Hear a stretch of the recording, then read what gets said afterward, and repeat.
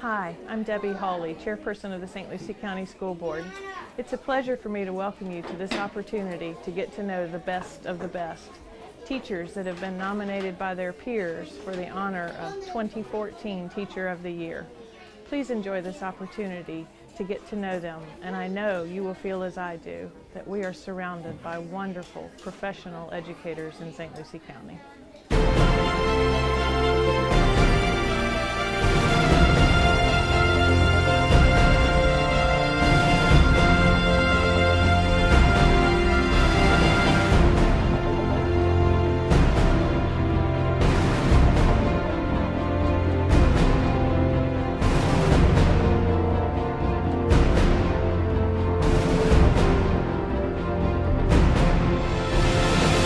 Hello everyone, welcome to the 2014 Teacher of the Year interviews from our nominees for St. Lucie County's Teacher of the Year. And you may say, why is that 2014?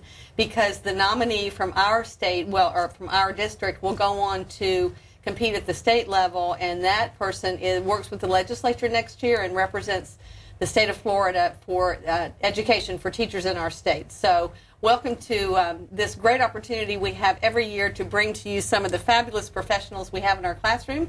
Our first guest tonight is Christy Nuccio, and she is from Francis K. Sweet Elementary School. She is a 5th grade teacher, and she found 5th grade, and she is not leaving, she said. Love 5th grade. Love 5th grade.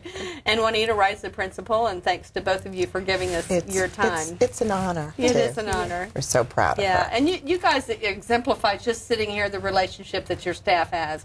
You're very welcoming to those of us from the outside, but you really care about each other. You have a very nurturing environment. And it's a family. It truly is a family. It is a family. It is a family. Having had the opportunity to serve on your SAC team a couple of years, I mean, I know that. I know you feel that way about each other and about the children at your school. Absolutely. So enough of that, but let's talk about Christy. And just in chatting before we began, I understand you're a Kentucky native. Yes. But moved to Florida, I guess, in this area? Yes. 30, Fort Pierce. Yeah, 30-something years ago. We won't go into numbers. But I think you said that you always knew, even as a child, that you wanted to be a teacher. Yes, I've just always felt a love for children and a passion to teach them and help them achieve what they would want to out of life. Mm-hmm. Did you have siblings that you would kind of help them with their homework? Or? I didn't have siblings, but I would babysit. Okay. And so that's where I found the love for children also. And you shared with me also you asked for a special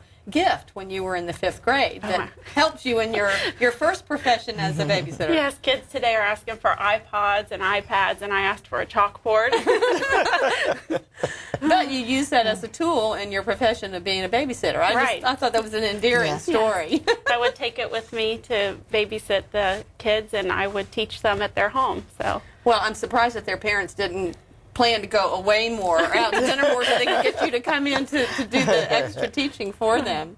So what is 5th grade like? What are since you found a niche there, obviously, something about those 5th graders, because they're really that transition year that you have found that perhaps it's that you try to help them in that transition to go to middle school. It is their last year, and I think it's a special year. It's an ending to their elementary, and we are getting them prepared for the middle school years, and I think that's the exciting part, that you are teaching them and modeling ways for them to be successful in future years to come. Mm-hmm. And they have such a good sense of humor and cute personalities, and I enjoy just being with all of them. Right. Well, and the other thing that they're getting ready for is responsibility, because when they go to middle school, they have 5 or 6 teachers. They have to remember books for different classrooms. Right. And so what are the kinds of things that you might do during their 5th grade year, and perhaps started in 4th grade, to get them more to take ownership of their classroom experience? Right now we team teach, which I think is very beneficial, because they switch classes. They're introduced to that concept. Yes, they're already being it, and we teach them how to organize their work and good note-taking and summary lessons, and just make sure that they have those tools when they leave, that they are prepared. Well, because that's important, because a student that might go into 6th grade, and I think the difference might be they might be afraid, whereas if they have that confidence level, the door's wide open. Right. You know, so that's a big job for you to do for them. And we are fortunate, as Mrs. Nucio said, that because we departmentalize in 5th grade, they have somewhat of an understanding of what middle school is going to be Right. like, because they do change teachers. It's not as if they're in that classroom all day with one teacher as they are in kindergarten through 4th grade. Right. And, So- and because for kindergarten through 5th grade or through 4th grade, they've had that experience, and it's just human nature that you get to know your teacher, you get to know what the expectations are, what their personality's like, what they don't like. Whereas, and I don't know how many there are, 5? I guess There are 4. 4 on the 4 team. teachers. So that's 4. They have to kind of get to know that. And they have to be responsible too, because if, for instance, when they're with Miss Nucio in the morning, they have to make sure that when they go to Mr. Lowe, who's the other 5th grade Right. teacher, in the afternoon, they team teach. They have to make certain that they have all the homework, you know, all of their responsibilities that they need to have done before they leave her classroom, because they don't have an opportunity to come back in the afternoon. Right. I know Mr. Logue. He's you have a strong team there, Yes, because very he was strong teacher of the team. year Wonderful like team. 3 We have years a ago. wonderful team. And they complement We'll each work other together so well. Yes. Absolutely. Well, Absolutely. that's why you don't want to go anywhere. I love them. I love them. Now, you can share with us a few of the other things that Miss Nuccio does. And Very involved. Let's see.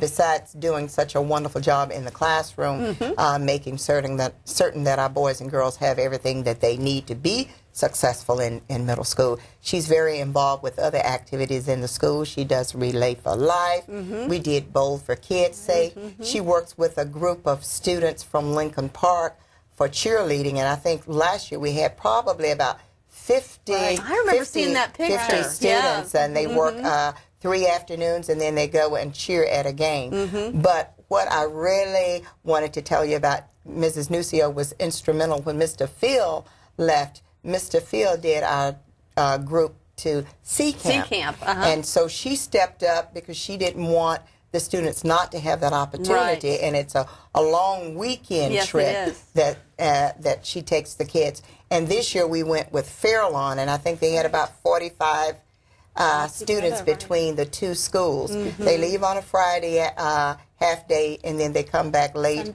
Sunday night about 11 o'clock. Right.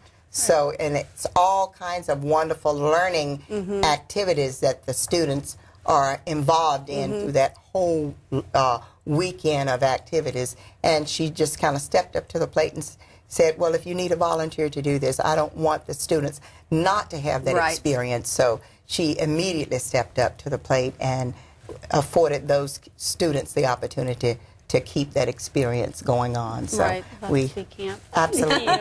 Well, and even though I'm sure you have other chaperones and other adults, Right. as the representative of the school, I'm sure you feel a lot of the responsibility for the safety, for what they're learning, Right. for all that. She has to Yes. organize the Yes. trip Right. and really supervise, because Right. we only take one other adult. It's 2 Yes. adults from FK Suite, and it's teachers, and 2 adults from Fairlawn. So you've got about 4 adults with about 45 children for Well, a long weekend. and all those extra activities, including the SAC team that you also serve Right. on the School Advisory Council. What I'm hearing you talk about is developing those, almost those intangibles that you really want to infuse into children. You talk about Relay for Life. Right. You're talking about Bowl for Kids' Sake. Bowl for Kids. You're talking about Sea Camp, which, while it's not a charitable kind of function, it's about helping each other and teamwork and making sure that, yes, it is a learning experience. They're learning about the water and things like that. But seems to me I'm hearing a trend in you that you really, it's all those other intangibles that are not necessarily classroom experiences Right. that you think are important. Right.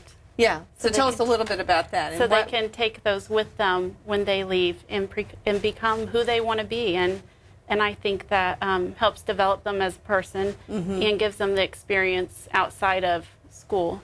And outside of themselves, outside. too. Because those are all charitable situations where kids do stuff to Right. earn money for a special cause. So for when you began the year in 5th grade, and of course 4th grade, really the big focus is on writing. Right. And there's other things too, but you were honing that skill as well as the comprehension and all that. when your students leave your classroom in 5th grade, what are, and I'm sure you have those goals in mind. You start here, but you want them to get here. So what are the really descriptive goals that you want to make sure they have when they move on to middle school? I'd just like to see that they have shown growth and that they have gained and that they are proud of what they have accomplished throughout the year, because I think that's important to take pride in everything that you have learned and to take that with you. And that's what I want most for them, to realize that they need to be successful, and they all have it within inside of them, and it's just finding that and taking it with them and growing each year. And you know, I'll bet you here again, 5th grade, let's see, they're 11, 10 going on Yes. 11. So they're starting to get to be what we used to call big graders when my daughter was little. They're big, they're the control, I mean, the crossing guards, and they're the student council, and they're all those things. But they still can have that excitement about, They do. oh, I got it. You know, when that light bulb goes on. That is the best part. That is the best And part. even at that age, they still want to please yeah. the They do. teacher. They still want to make certain that the teacher is proud of them. Right. And you can, when you walk into Miss Nucio's classroom and see her interacting with students, you just know that she truly enjoys what she does, but that the kids really love the And teacher, respect her. and they know that the teacher loves each of them. Yeah, it's You can mutual. see that kind of relationship. Well, you just answered the question I was going to ask you. Is what do you see when you go in a classroom? And you talked about the See her sitting on the floor. The kids come in daily. You can see them hugging the teacher. They want to please her, and when you see her interact with the students, they just sitting there wanting to soak in. They're like little sponges. They are. They want to just soak in all of the knowledge that you're giving them. They do a good job. Yeah. Too. They do a wonderful So, how many years have you been teaching? I'm This on is your- my 9th year. Okay, Ninth year. and all at FK School. Yes. And all in the 5th grade. And all in the 5th grade. I think she finds the things that she does well and sticks with them. And one you know. thing too, I was the assistant principal when she was a parent, and she was very she did involved. say that. Both of her children attended FK Suite, and she was very involved on the PTO, on the SAC when she was a parent. So she kind of knew the requirements, and she was dedicated as a parent, and that has carried on over in her being dedicated as a teacher. So I'm sure that when you have those parent-teacher conferences, you really stress to the parents how important it Yes. is for them to, Be because involved. once the Right. kids get a little bit older, They like to pull back a little bit. bit. It's their last year. Right. So, yes. And they really don't want to, but they just feel like, I think that they should. Yeah. But they really still need them.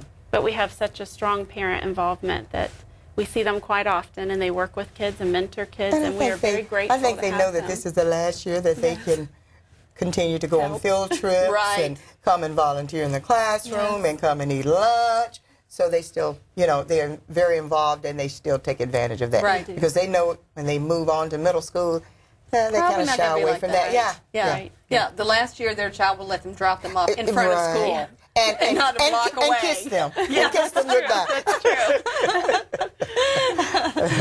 And I was also asking, did you always want to be a teacher? Is there any, would you like to stay teaching, or do you have any aspirations to be a future Mrs. Wright, or is this you? I am happy just being a teacher. I love it. I love going to work every day. I love the school that I'm at, and I love the people that I work with, and I'm happy right where I'm at. So. Well, you're very fortunate. We can't, not Well, everybody can say we're that. fortunate and blessed to have her I know on the you staff. are. I know you are. She's And I always- know the parents feel the same way. Absolutely. Because, I tell parents, we don't do requests, but because I have probably half the population in 5th grade wanting Miss Nucio.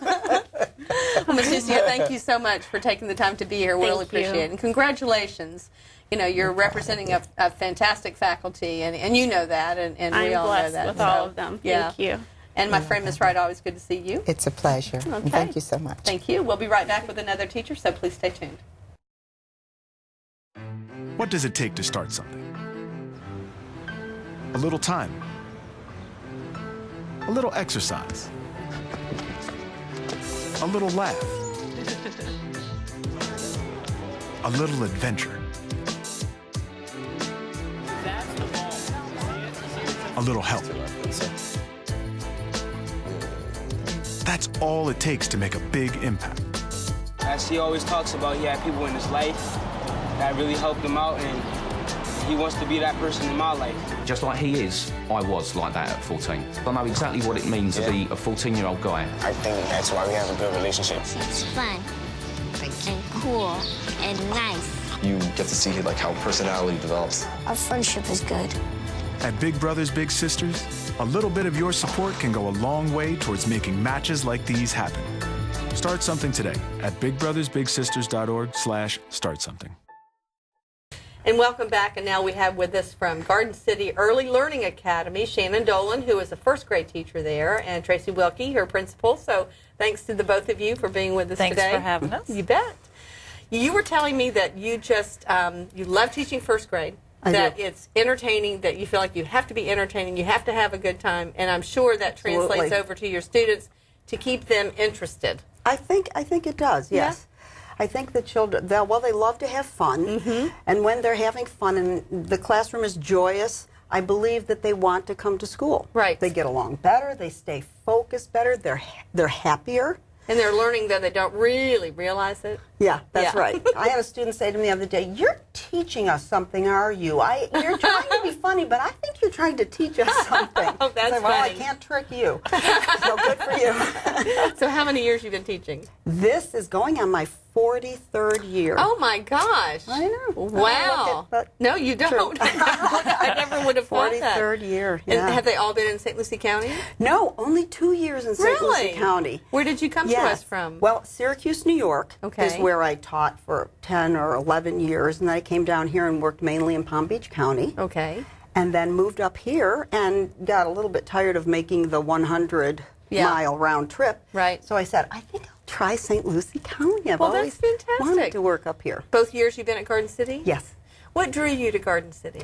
Well, honestly, I really didn't know where I wanted to go. I thought that I would look at jobs for kindergarten, first, second grade.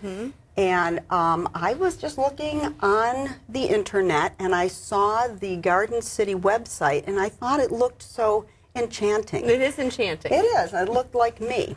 So I stopped by, and I walked into the office, and I met a wonderful woman named Venus, and she said, "Oh, Yes. we need 2 teachers. Please come back." And I felt like, oh, I want to come here. And then I came back, and I met 2 more teachers that were kind of kidding with each other, Stephanie and Mindy Robinson. And I said, I love these people. I want to be one of these people. It was such a warm, friendly atmosphere. You wanted to be a bumblebee. I wanted to be a bee. What's the buzz? Yes, the buzz with the whole crew. And it's turned out to be exactly what my first impression Right. was. It's enchanting. It's enchanting, it's warm, it's loving, everybody's supportive of each other. I love my colleagues. It's a special place. It really is. Very much so. Now, and maybe there is no difference, but in comparing your working in Syracuse, particularly, not maybe so much Palm Beach County, because the demographics are pretty much the same, but has there been a difference in how you approach teaching first grade in Garden City versus your experience in New York? I mean, is it a little different? When I was in New York, I had my own school. Oh. I went on an interview as a PE teacher when I was about 20, not even 21, just out of college. And I was hired, and the principal said, "You'll be making $5,500. And I said, "A year? $5,500? And he said, "Yeah." And I said, "Oh, okay." And I thought, I'm not sure that I want to work for that much because I had my own little dance school at the time, and I was making more money. And really, it was a financial decision. So I expanded my dance school into gymnastics and theater and early childhood. And Very pretty soon I cool. had close to 400 students. And I was the What an principal. entrepreneur. I Yeah. know. And so then when we moved to Florida, my husband and I moved to Florida, I started the business up again in Palm Beach County, and I had a large school down there. And then for various reasons, I decided to go into the classroom and not be the owner of such a large Sure. business. Well, it was mostly because it was stressful. It is stressful. It's a lot of Mhm. responsibility, and you know what? You Yeah. learn to kind of step back a little bit. That's right. And I wanted my summers off. Right.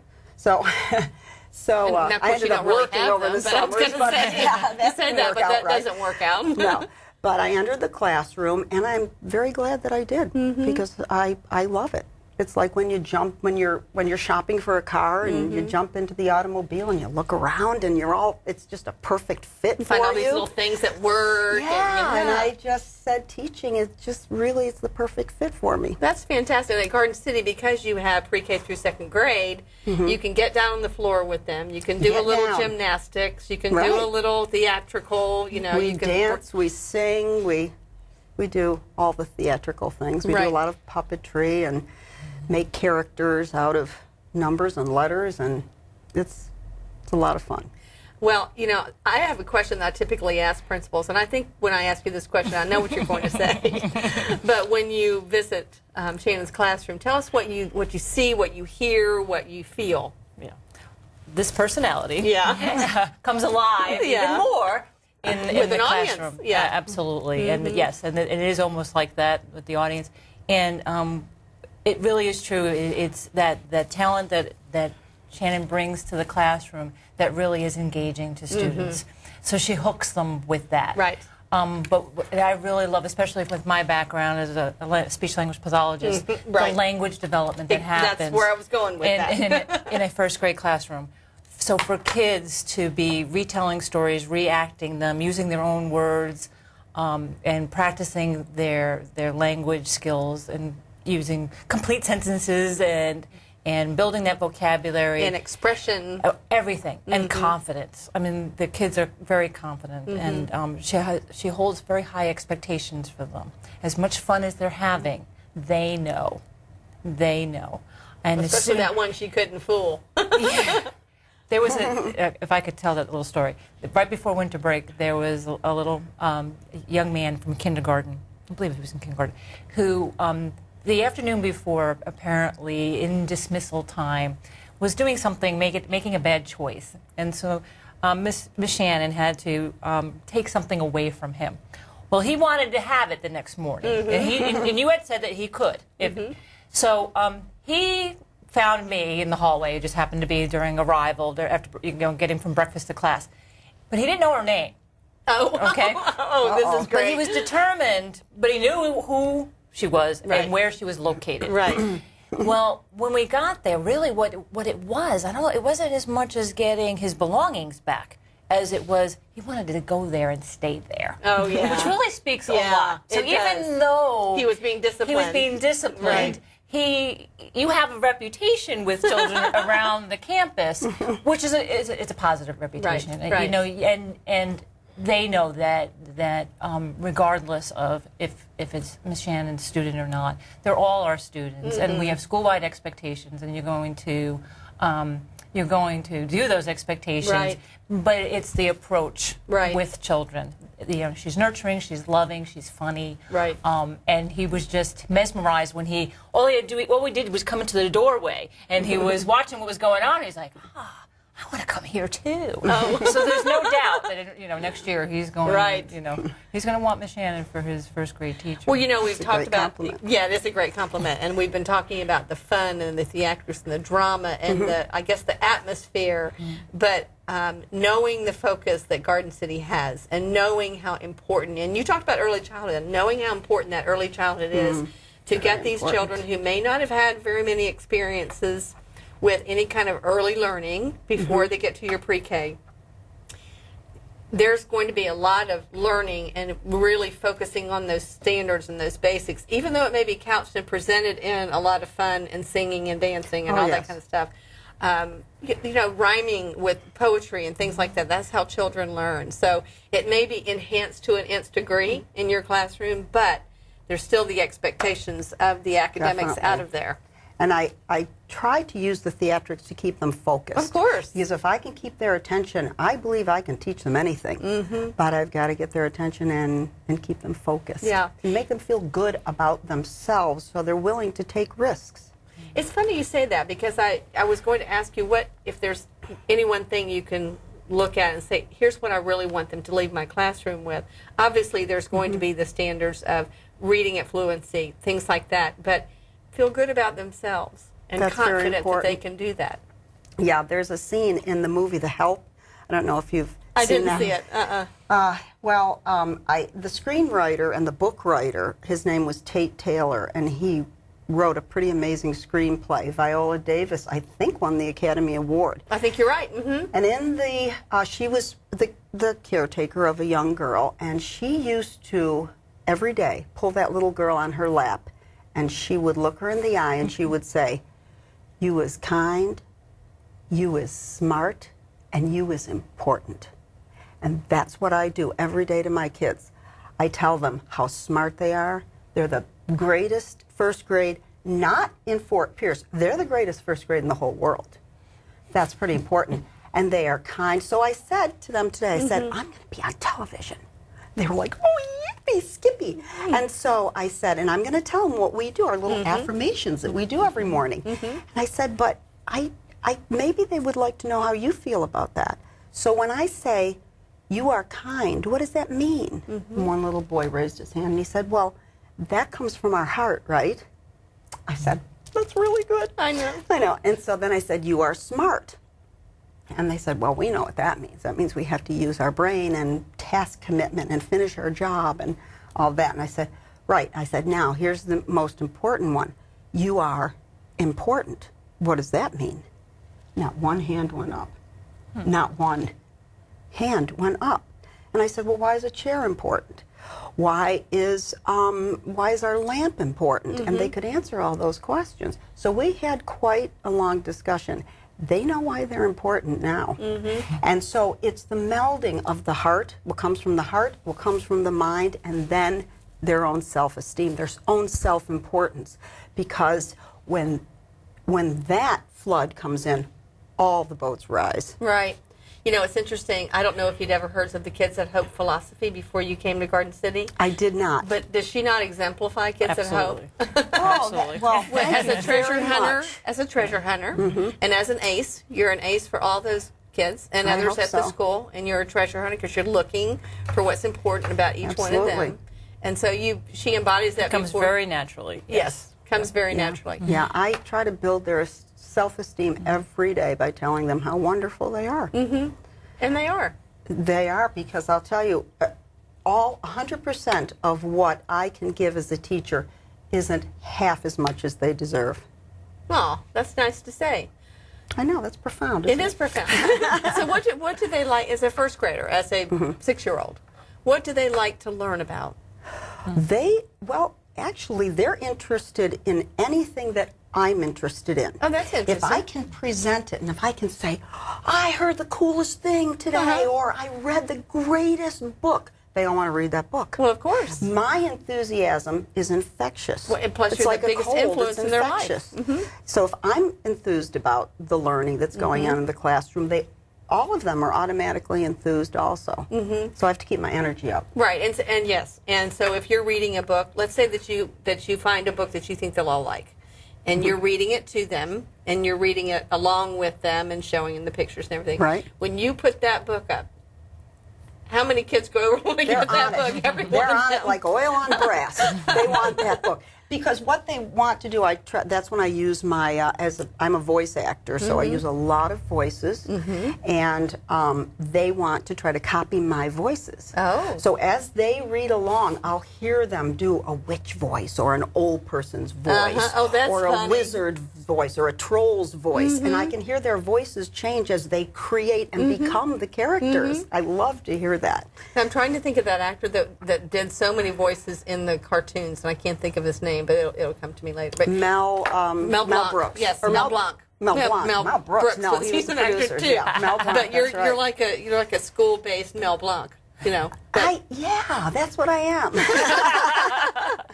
Yeah, I love to do voices, different voices. I'll bet. Well, it's just been enchanting, to use your word, to get thank to you know very you. much. I know I've seen you at Garden City. I've never really had a chance to talk to you very much. But Ms. Wilkie, I know she's such an asset to you, even aside from like what you said in the classroom, because everybody is is better for being around her. The children, I mean, in terms of their self-confidence and all that. Can I say one thing about my principal? Of course you I can. don't want to go too long. No, but- you got a minute to do so. Okay, great. Well, I had a very energetic classroom. This is Miss Wilkie's first year at Garden City, so I was there before she was, and I was hoping that she was going to like my style of teaching. And one day there was a lot of laughter in the class, and I had the puppets out, and she stuck her head early on in the door, and I thought, oh no, I wonder what she's going to think of all this that's going on, all these theatrics. And she looked at me and she said, I like happy children. Very and she good. walked out the door, and I said, yes. Because they're going to learn. Yeah. Well, again, thanks so much for your Thank time. you. Appreciate you being here. Always Thank good to see you. Yes, the same. We're going to be right back with another teacher, so please stay tuned. It's time to join forces. Get energized and fuel up right. It's coming. Because starting today, every kid in America has a mission.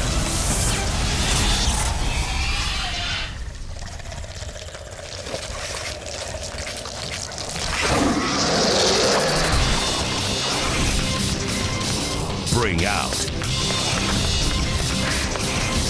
the action hero in you.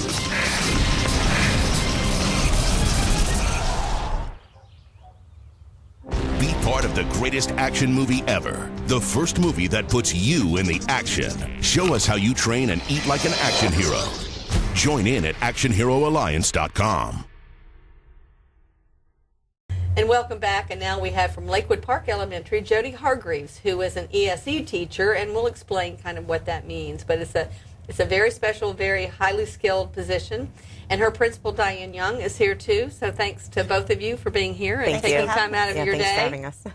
ESE is one of these huge kind of areas that we that many people don't understand. Even I've been in education now for almost 20 years, and there's little parts of it that I think I understand. But ESE stands for Exceptional Student Education. Yes. So rather than having a classroom of 22 to 25 students that you work on different things during the day, you have a classroom of 8 to 10 students. Yes. You were telling me before. So what do you do that would be different, say, than a typical second grade, third grade, fourth grade teacher in your classroom? How is it different than most people experienced elementary school? Well, for starters, I have K through 5. So I have...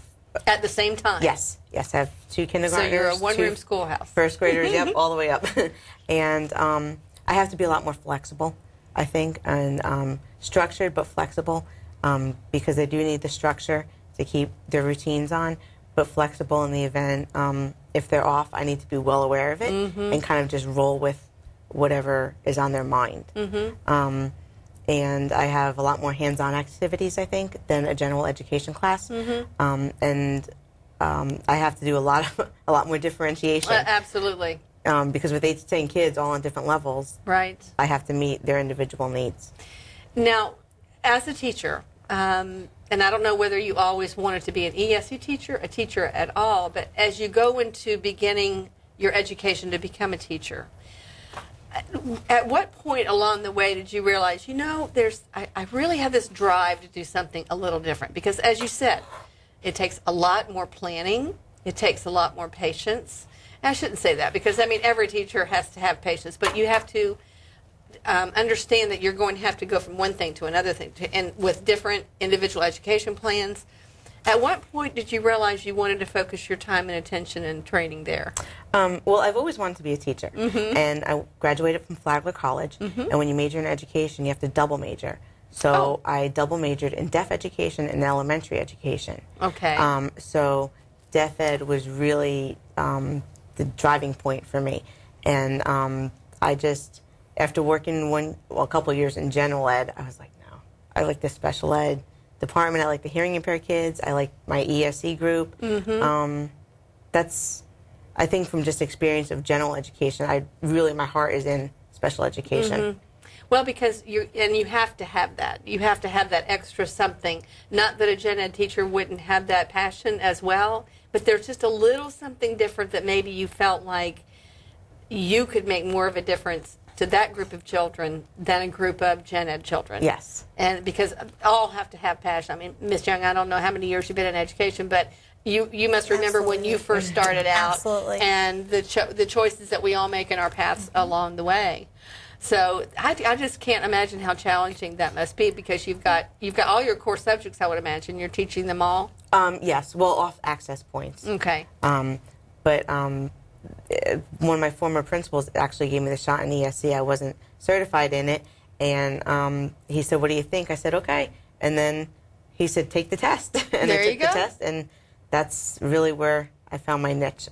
Do all your students, or do they have different varying exceptionalities? Are they, some are hard of hearing, some may? Oh no, I have. They're all intellectually disabled. I gotcha. Okay. So their IQs range. They're varying IQs from some. I have a handful of kids that can do academic work, basic, second grade level things, and then I have others, my younger ones, who are still working on ABC recognition, color recognition, sorting, basic skills like that, even as far as like self-care things that we have to remind them, wash your hands after the bathroom. Right. So, and even social skills. Right. Although social skills, I work with all of them, but it's almost like two groups that I have in my classroom. I think there's probably a great number of our viewers that never really realized the kind of services that public schools provide like this today. I'm not sure it was always like that. I'm sure it probably wasn't, when I was in school. But I think it's very important that we're having this conversation so that the audience and the viewers and our community members understand that without classrooms like you have, these children would probably have nowhere to go and not develop those kind of skills. In a regular setting, not in some separate place. And I've seen them struggle. I have one student who was in gen ed for a long time, and she struggled so terribly, and I pushed for her to be in my class, and she's doing awesome. She's blossoming. Yeah, oh, absolutely, yeah. Well, how rewarding that must be to you every single day. It really is. Every single day. I look forward to going to work and seeing call my little angels, Well, Miss Young, I know when you visit her classroom, Jody's classroom, which you don't have to do, but I'm sure you want to as well. Yes. What do you see? What do you hear? What do you feel? Well, it's a very welcoming environment. First of all, I just have to say that Jody has the kind of personality, and she's telling you she has 8 to 10 students, but I have to tell you that in her teaching, she's still teaching students who have assessments that they're required to take. Some of her students will take FCAT. Really? Some of her students will take alternate assessment, but I think people might not realize that even if you take alternate assessment, you still have to make gains. Right. Exactly. So there are so many goals with each child that's so different that have to be met during the day. And you might think it would be a little hectic, but it's not at all. When you walk in, the students are engaged and they're working on their activities, and you can see if I'm working on sorting, they're very, very, very busy about that task to make sure that they're doing it correctly, just as the student who's working on math or on reading. And she has a paraprofessional. I have to say the two of them work so well together because they're able to partner, and sometimes even in a co-teach situation that doesn't always work that way, but they have that gift to work together well. So I feel like Jody's done an excellent job at making the children feel welcome, accepted. There's no fear of a consequence or we fear that someone might say something negative about us. We can try.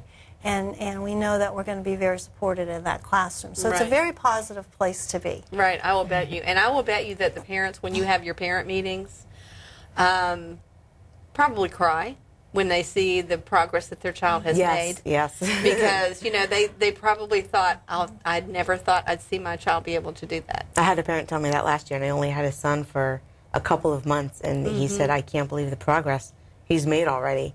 And I was like, I'll do my best. I'll keep him next year and do my best with him. Do you think it's because and there's something in you that has to be for you to have taken this path, that you connect and they connect with you? Do you think that's what it is, that you can get that success? I think so. I try and find their likes and dislikes, their strengths and weaknesses, and tap into that. And, go a very casual approach to them so that they're more comfortable because they know that they might be struggling in a general education setting. So when they come in to my room, they're going to be a little bit nervous. Mhm. So I'm going to try and make them feel as comfortable as possible and try and click with that, the children. Right. How about for the other things outside of your classroom? I mean, going to PE and going to other resources, art. When they interact with other students, you obviously, I'm sure you're very protective of them, but you want them to feel comfortable, to know they can interact with anyone. My para takes them to their resources because that's my planning time. And she's never had a problem with any of the general education students singling out my kids. And they're well accepted in the general education setting. I wasn't, thinking that they would do that. I was thinking that the confidence that you give them, the safe environment, I guess, is what you were talking about, gives them the confidence to put themselves out there where otherwise they may hesitate to go or lag behind or not want to put themselves in that situation. Oh, no, they have the confidence, definitely, and the personalities. Yeah, right. Yeah. What kind of curriculum do you follow? Well, I have to follow their access points, and so I base, I have to base their IEPs on what they know and what I think that they can achieve within 1 year's time, and kind of combine that using access points. Is that a kind of curriculum, access well, points? It's not really a curriculum. It's based off of the Sunshine State Standards. Okay, I gotcha. Which correlate to Sunshine State Standards, but for ESE. And so between the it's access almost like a points, rubric as you go along. Here's where they should be now. Right. Here's what, gotcha. Right. Okay. So I kind of use that along with what they know and what I think that they can achieve to drive the instruction. Okay. And how many years have you been at Lakewood Park? 7. Okay. So if you've had children run the gamut from pre-K to 5th grade, are some of them still there and they've been... you keep them, I guess, year to year, or do they? Well, this is only my 2nd year in self-contained. Oh, okay. Okay. Because before that I had done push-in services. So this is only my 2nd year in self-contained. But Okay. I do have a 5th grader. I taught media for a year. And she remembers me when she was in kindergarten. Oh, I remember you used to read these books, So that's very touching and warming that she remembers that from kindergarten. Now she's my full-time student. But she's been at Lakewood Park this whole time? Yes. And she probably, children remember those who they know care about them, So for fun, what do you do for fun in the classroom? In the classroom or out of the classroom? Oh, either one. Oh, in the classroom, the kids like to do play with shaving cream. We put it on the table because it's very tactile and kinesthetic, so we have them, the younger ones, write their names or their letters, draw shapes in it. They did that today, and it's messy, very messy, but the kids love it. Yeah. Does that help them to... I guess it's an attractive thing. Yeah, right. So they would see their letter, and rather than using a pen to draw it, it's more right. It's smoother, and they like the creamy and it's feel. funny. Yeah, it's fun, and they write their name and then they erase it, so it's not anything solid that they can walk away with. But they'll ask to play with the shaving cream and the Play-Doh too, where they have to roll it out. And, right. For the fine motor skills too, to build up those fine motor skills, and then they try and make letters or use cookie cutters. Right. Now, with the kind of work that you do, I imagine there's continuing education you have to keep up with all the time. With those, the new, I shouldn't say new, but as scientific and research, brain research comes out, you have to keep up with that, and new ways of reaching students. I imagine you read a lot. And yes. Oh, yes, I do. You I read have a lot. to keep up with things like that.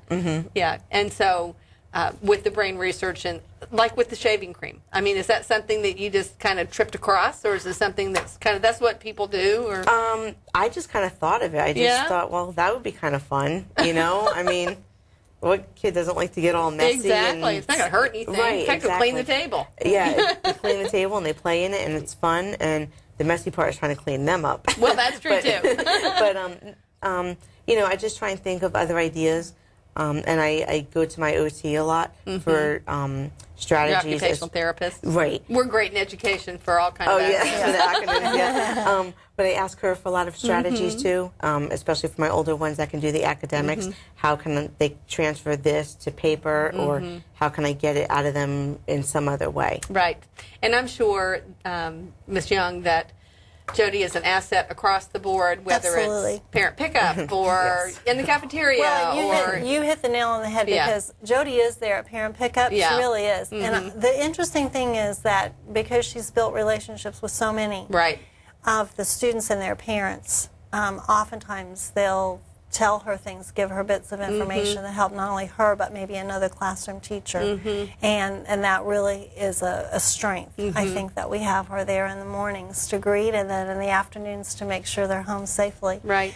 In addition to that, you talked about learning and reading and growing, and Jody's actually leading one of our learning communities. Oh, great. She was one of the very first teachers who came to me and said, you know, I have this book and I think it would really help us build our vocabulary school-wide, and I would be willing to lead a learning community and to work with teachers. And so, of course, we took her up on that. I was going to say, isn't that great to have someone volunteer and like that? And that's perfect. Yeah. That she's leading in that way, because all teachers can learn from one another. Sure.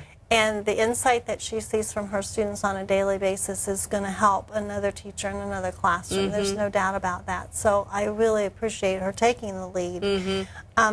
The other thing that she's done that I think is really outstanding is we really wanted to build a positive image for our school and for our students. And so we have a dress code, and at the beginning of the year you always look for ways to market. I know you know that. I know that. And so Jody said, well, let me work on some flyers and some things at home on her own time, and came back with these great presentations that we could give to parents, small versions they could carry with them, things that we could post on campus. And so, again, not just in her classroom, but as a part Across of the the school campus. as a whole. Exactly. I mean, her influence is definitely there. Well, that's Thank fantastic. Compliment. Thank you. Well, thanks to the both of you for spending some time with us today. It's been a real pleasure to get to know Thank you. And I know you're very much appreciated by your principal and the administration there. So, Okay, thank you. Thank you. Thank you. So please stay with us. We'll be right back with another teacher.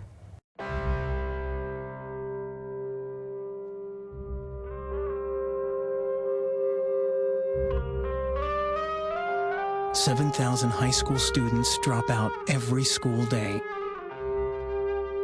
That's a line of desks more than 4 miles long. We can keep students in school. Visit boostup.org and take the first step. And welcome back. And now we have from Lakewood Park Elementary, Jody Hargreaves, who is an ESE teacher, and we'll explain kind of what that means. But it's a very special, very highly skilled position. And her principal, Diane Young, is here too. So thanks to both of you for being here and taking time out of your day. Thanks for having us. ESE is one of these huge kind of areas that we that many people don't understand. Even I've been in education now for almost 20 years, and there's little parts of it that I think I understand. But ESE stands for Exceptional Student Education. Yes. So rather than having a classroom of 22 to 25 students that you work on different things during the day, you have a classroom of 8 to 10 students. Yes. You were telling me before. So what do you do that would be different, say, than a typical second grade, third grade, fourth grade teacher in your classroom? How is it different than most people experienced elementary school? Well, for starters, I have K through 5. So I have... At the same time? Yes. Yes, I have 2 kindergartners. So you're a one-room 2 schoolhouse. First graders, yep, all the way up. And I have to be a lot more flexible, I think, and structured but flexible, because they do need the structure to keep their routines on, but flexible in the event if they're off, I need to be well aware of it and kind of just roll with whatever is on their mind. And I have a lot more hands-on activities, I think, than a general education class. And I have to do a lot more differentiation. Absolutely. Because with 8 to 10 kids all on different levels, right, I have to meet their individual needs. Now, as a teacher, and I don't know whether you always wanted to be an ESE teacher, a teacher at all, but as you go into beginning your education to become a teacher, at what point along the way did you realize, you know, I really have this drive to do something a little different? Because as you said, it takes a lot more planning, it takes a lot more patience. I shouldn't say that, because I mean every teacher has to have patience, but you have to understand that you're going to have to go from one thing to another thing, and with different individual education plans. At what point did you realize you wanted to focus your time and attention and training there? Well, I've always wanted to be a teacher, and I graduated from Flagler College, and when you major in education, you have to double major. So I double majored in deaf education and elementary education. Okay. So deaf ed was really the driving point for me, and I just, after working a couple of years in general ed, I was like, no, I like the special ed department. I like the hearing impaired kids. I like my ESE group. That's, I think, from just experience of general education, my heart is in special education. Well, because you have to have that. You have to have that extra something. Not that a gen ed teacher wouldn't have that passion as well, but there's just a little something different that maybe you felt like you could make more of a difference to that group of children than a group of gen ed children. Yes. And because all have to have passion. I mean, Ms. Young, I don't know how many years you've been in education, but you must remember when you first started out. Absolutely. And the choices that we all make in our paths along the way. So I just can't imagine how challenging that must be, because you've got all your core subjects, I would imagine. You're teaching them all? Yes, well, off access points. Okay. But one of my former principals actually gave me the shot in ESC. I wasn't certified in it, and he said, "What do you think?" I said, "Okay," and then he said, "Take the test," and there I took you go. the test, and that's really where I found my niche. Do all your students, or do they have different varying exceptionalities? Are they, some are hard of hearing, some may? Oh no, I have. They're all intellectually disabled. I gotcha. Okay. So their IQs range. They're varying IQs from some. I have a handful of kids that can do academic work, basic, second grade level things, and then I have others, my younger ones, who are still working on ABC recognition, color recognition, sorting, basic skills like that, even as far as like self-care things that we have to remind them to wash your hands after the bathroom. Right. So, and even social skills. Right. Although social skills, I work with all of them, but it's almost like two groups that I have in my classroom. I think there's probably a great number of our viewers that never really realized the kind of services that public schools provide like this today. I'm not sure it was always like that. I'm sure it probably wasn't, when I was in school. But I think it's very important that we're having this conversation so that the audience and the viewers and our community members understand that without classrooms like you have, these children would probably have nowhere to go and not develop those kind of skills. In a regular setting, not in some separate place. And I've seen them struggle. I have one student who was in gen ed for a long time, and she struggled so terribly, and I pushed for her to be in my class, and she's doing awesome. She's blossoming. Yeah, oh, absolutely, yeah. Well, how rewarding that must be to you every single day. It really is. Every single day. I look forward to going to work and seeing call my little angels, Well, Miss Young, I know when you visit her classroom, Jody's classroom, which you don't have to do, but I'm sure you want to as well. What do you see? What do you hear? What do you feel? Well, it's a very welcoming environment. First of all, I just have to say that Jody has the kind of personality, and she's telling you she has 8 to 10 students, but I have to tell you that in her teaching, she's still teaching students who have assessments that they're required to take. Some of her students will take FCAT. Really? Some of her students will take alternate assessment, but I think people might not realize that even if you take alternate assessment, you still have to make gains. Right. Exactly. So there are so many goals with each child that's so different that have to be met during the day. And you might think it would be a little hectic, but it's not at all. When you walk in, the students are engaged and they're working on their activities, and you can see if I'm working on sorting, they're very, very, very busy about that task to make sure that they're doing it correctly, just as the student who's working on math or on reading. And she has a paraprofessional. I have to say the two of them work so well together because they're able to partner, and sometimes even in a co-teach situation that doesn't always work that way, but they have that gift to work together well. So I feel like Jody's done an excellent job at making the children feel welcome, accepted. There's no fear of a consequence, or we fear that someone might say something negative about us. We can try. And we know that we're going to be very supported in that classroom. So it's a very positive place to be. Right, I will bet you. And I will bet you that the parents, when you have your parent meetings, probably cry when they see the progress that their child has made. Yes. Because, they probably thought, I'd never thought I'd see my child be able to do that. I had a parent tell me that last year, and I only had his son for a couple of months, and he said, I can't believe the progress he's made already. And I was like, I'll do my best. I'll keep them next year and do my best with them. Do you think it's because and there's something in you that has to be for you to have taken this path, that you connect and they connect with you? Do you think that's what it is, that you can get that success? I think so. You know, I try and find their likes and dislikes, their strengths and weaknesses, and tap into that. And, you know, do a very casual approach to them so that they're more comfortable because they know that they might be struggling in a general education setting. So when they come into my room, they're going to be a little bit nervous. So I'm going to try and make them feel as comfortable as possible and try and click with that, you know, the children. Right. How about for the other things outside of your classroom? I mean, going to PE and going to other resources, art. When they interact with other students, you obviously, I'm sure you're very protective of them, but you want them to feel comfortable, to know they can interact with anyone. My para takes them to their resources because that's my planning time. And she's never had a problem with any of the general education students singling out my kids. And they're well accepted in the general education setting. I wasn't, you know, thinking that they would do that. I was thinking that the confidence that you give them, the safe environment, I guess is what you were talking about, gives them the confidence to put themselves out there where otherwise they may hesitate to go or lag behind or not want to put themselves in that situation. Oh, no, they have the confidence, definitely, and the personalities. Yeah, right. Yeah. What kind of curriculum do you follow?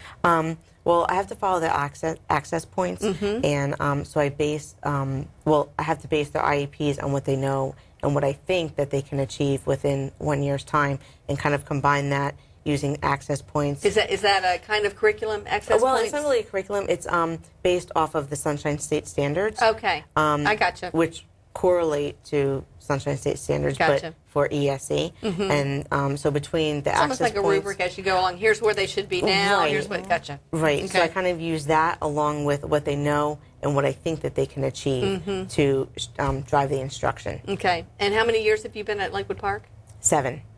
Okay, so if you've had children run the gamut from pre-K to 5th grade, are some of them still there and they've been, you keep them, I guess, year to year, or do they? Well, this is only my 2nd year in self-contained. Oh, okay. Because before that I had done push-in services. So this is only my 2nd year in self-contained. But I do have a 5th grader. I taught media for a year. And she remembers me when she was in kindergarten. Oh, I remember you used to read these books, you know. So that's very touching and warming that she remembers that from kindergarten. Now she's my full-time student. But she's been at Lakewood Park this whole time? Yes. And she probably, you know, children remember those who they know care about them, you know. So for fun, what do you do for fun in the classroom? In the classroom or out of the classroom? Oh, either one. Oh, in the classroom, the kids like to do play with shaving cream. We put it on the table because it's very tactile and kinesthetic, so we have them, the younger ones, write their names or their letters, draw shapes in it. They did that today, and it's messy, very messy, but the kids love it. Yeah.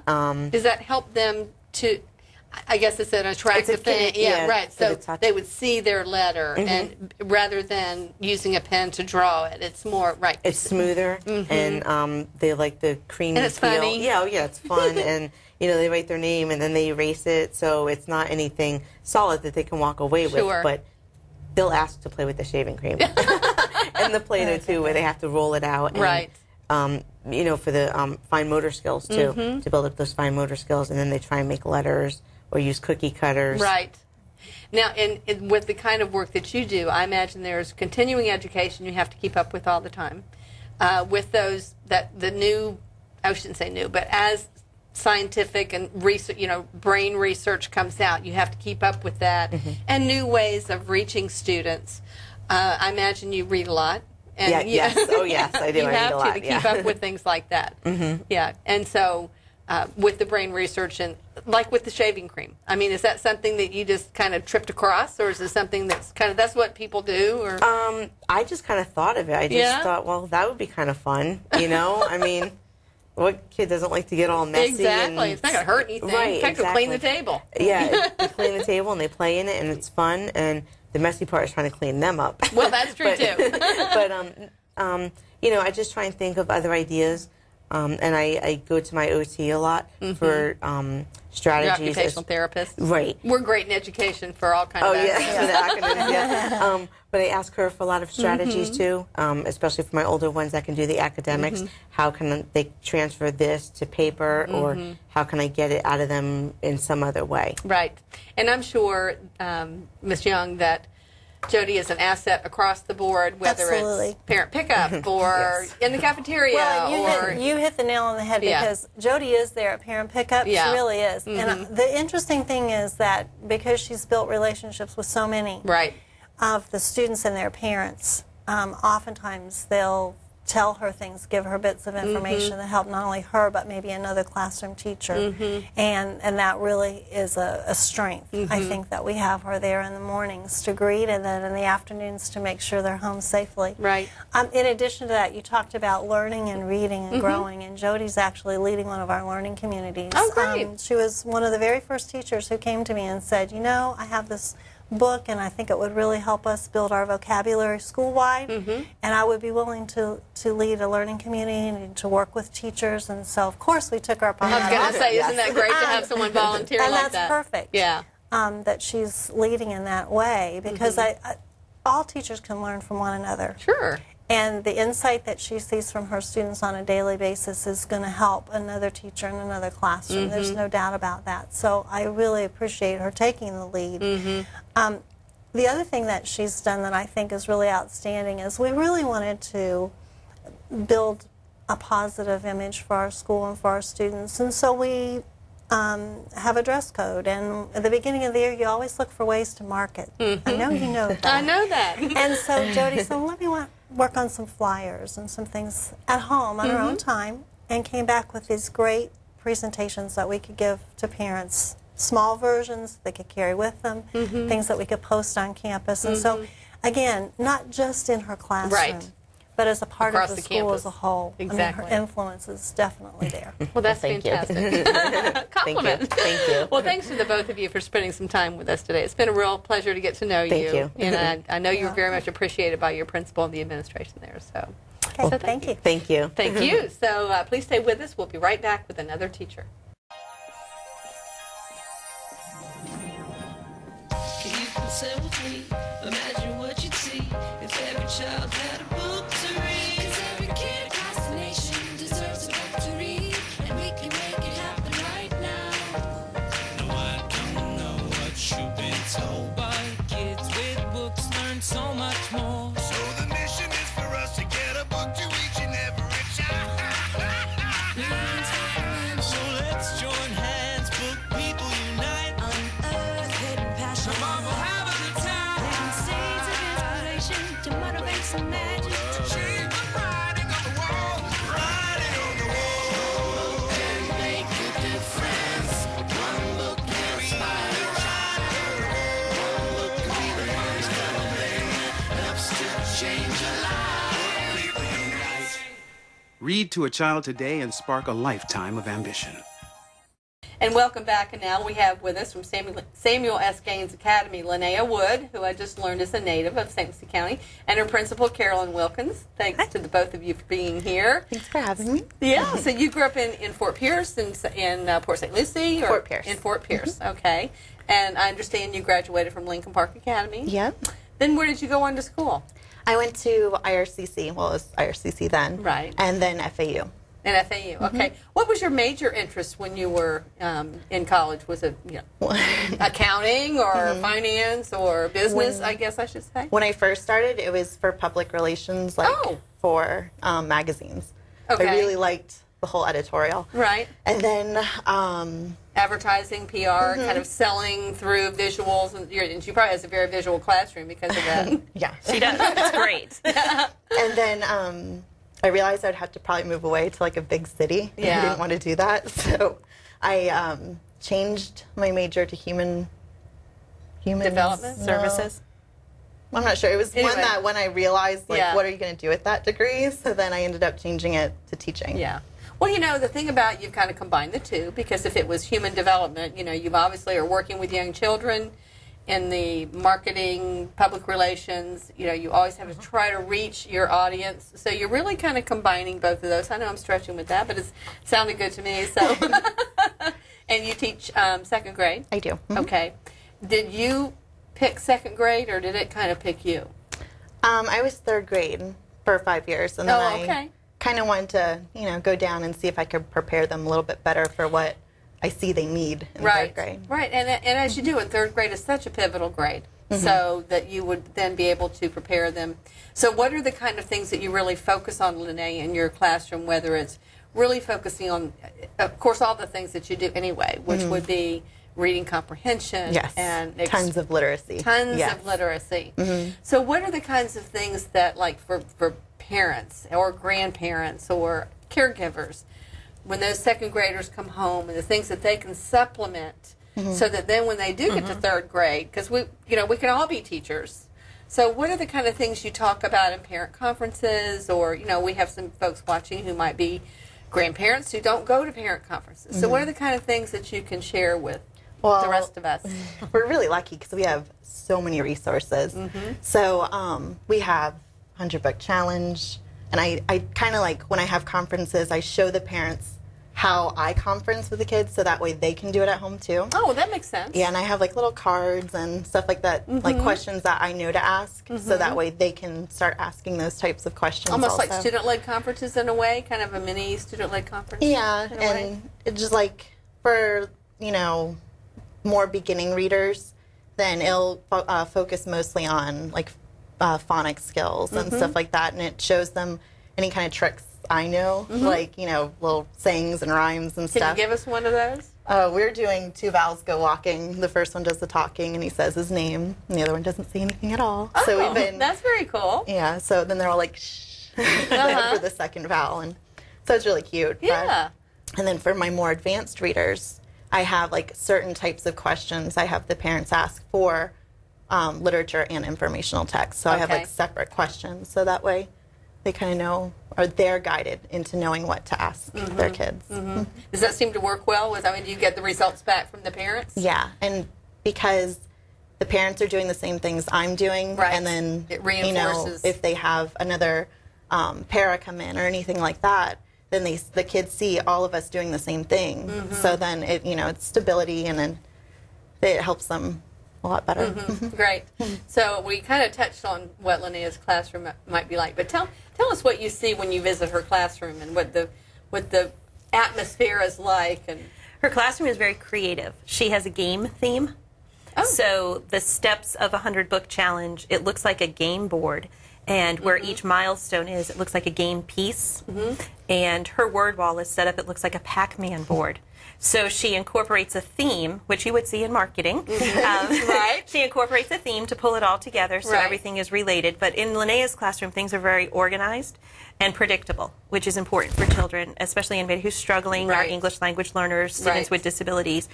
She makes sure that things are very consistent. And like she was just talking about, parents being consistent, paraprofessionals, volunteers, everybody does things consistently, so she can see those results more effectively with the students. But the students understand the predictability of it, so it works out well for them, because then they're prepared for what comes next. They know what her high expectations are.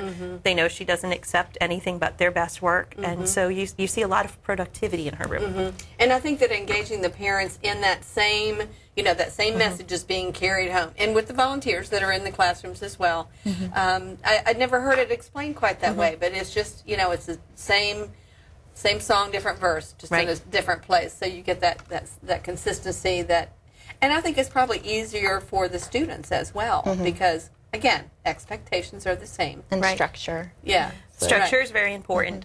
And when you have second graders, they like to be unstructured.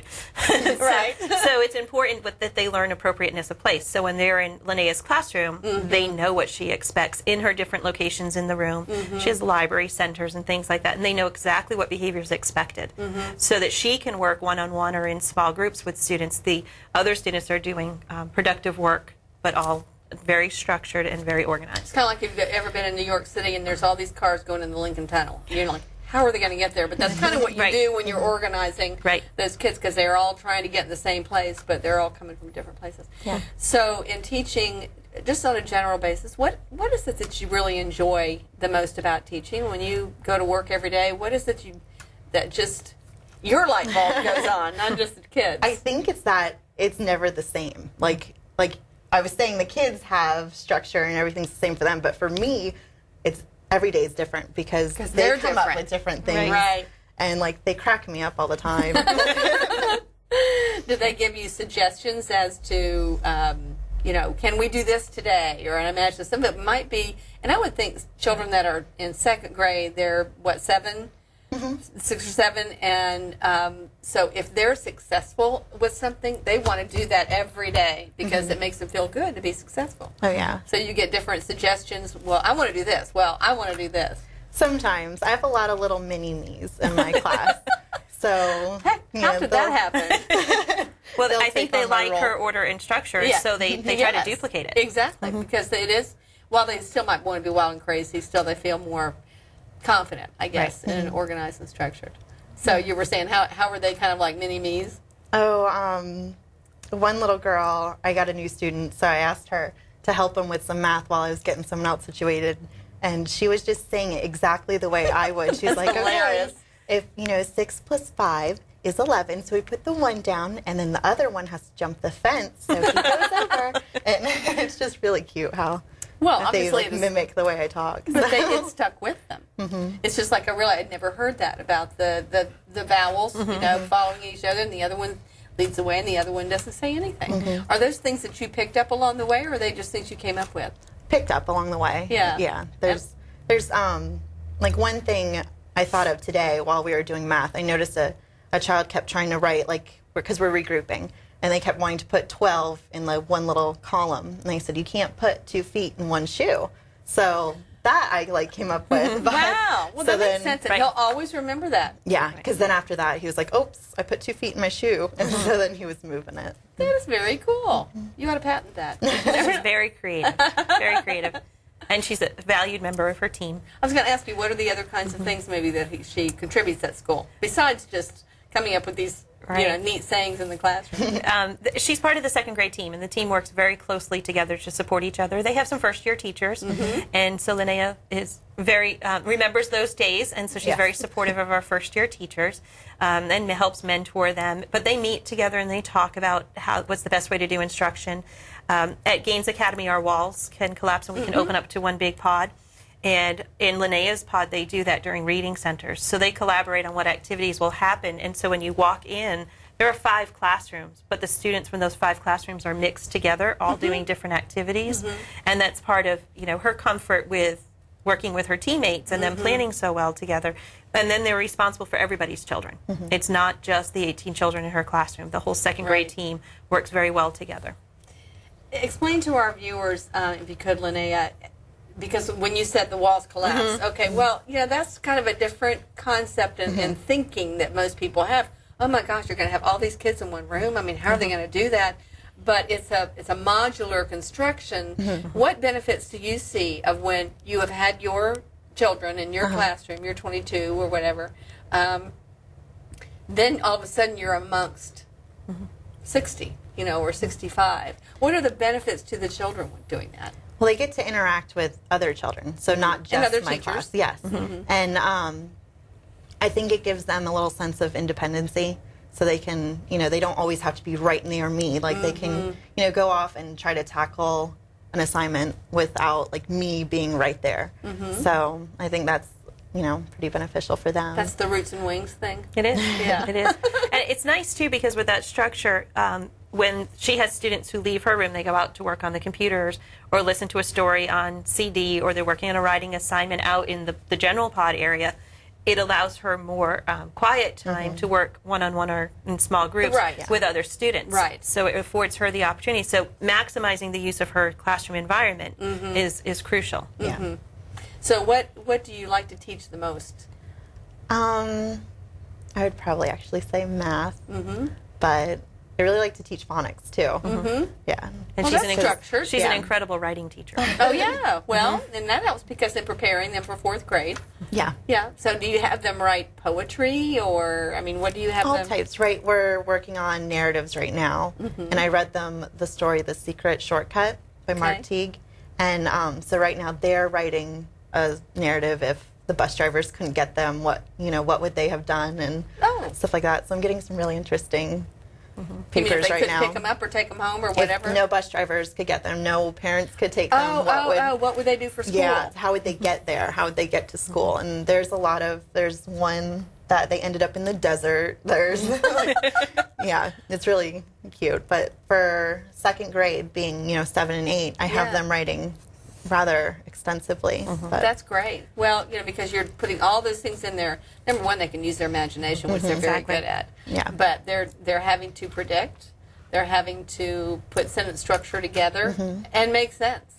Yeah. And probably they may not have to defend where they think they're going because it is their imagination still. I think that's great. I was like, you guys can make it up. It's you There's don't have to nothing wrong. say. Right. So someone in one of their essays found a motorcycle and they drove it, and I asked them like, well, do you know how to drive one? And they're like, no. I'm like, well, did you get to school? Like, think about your ending. Are you going to get to school safely? And he's like, yeah, no scratches. So I'm like, write that. No, without a scratch. Without a scratch. There you go. The creativity. Absolutely. Well, it's just been a real pleasure to get to know you and to chat for a little bit. Thank you. And, we can be very proud in this community that you're a product of the community, that you returned or you stayed. There's actually a lot of us from my graduating class. Is that Yeah. right? Oh, that's fantastic. And create or produce your own, that kind of thing. Right. Well, thanks again, Linnea, and thanks to you always, Carolyn. It's always Thank fun you to for see having you. us. You Thank bet. you. And we're going to be right back with another teacher, so please stay tuned. If you're looking for a new pet that you can cherish every day, consider adopting from a shelter. Shelters are full of healthy, loyal, fun, loving pets, eager to become a part of your family. A person is the best thing to happen to a shelter pet, so bring home your new buddy today. To find out more, you can visit theshelterpetproject.org.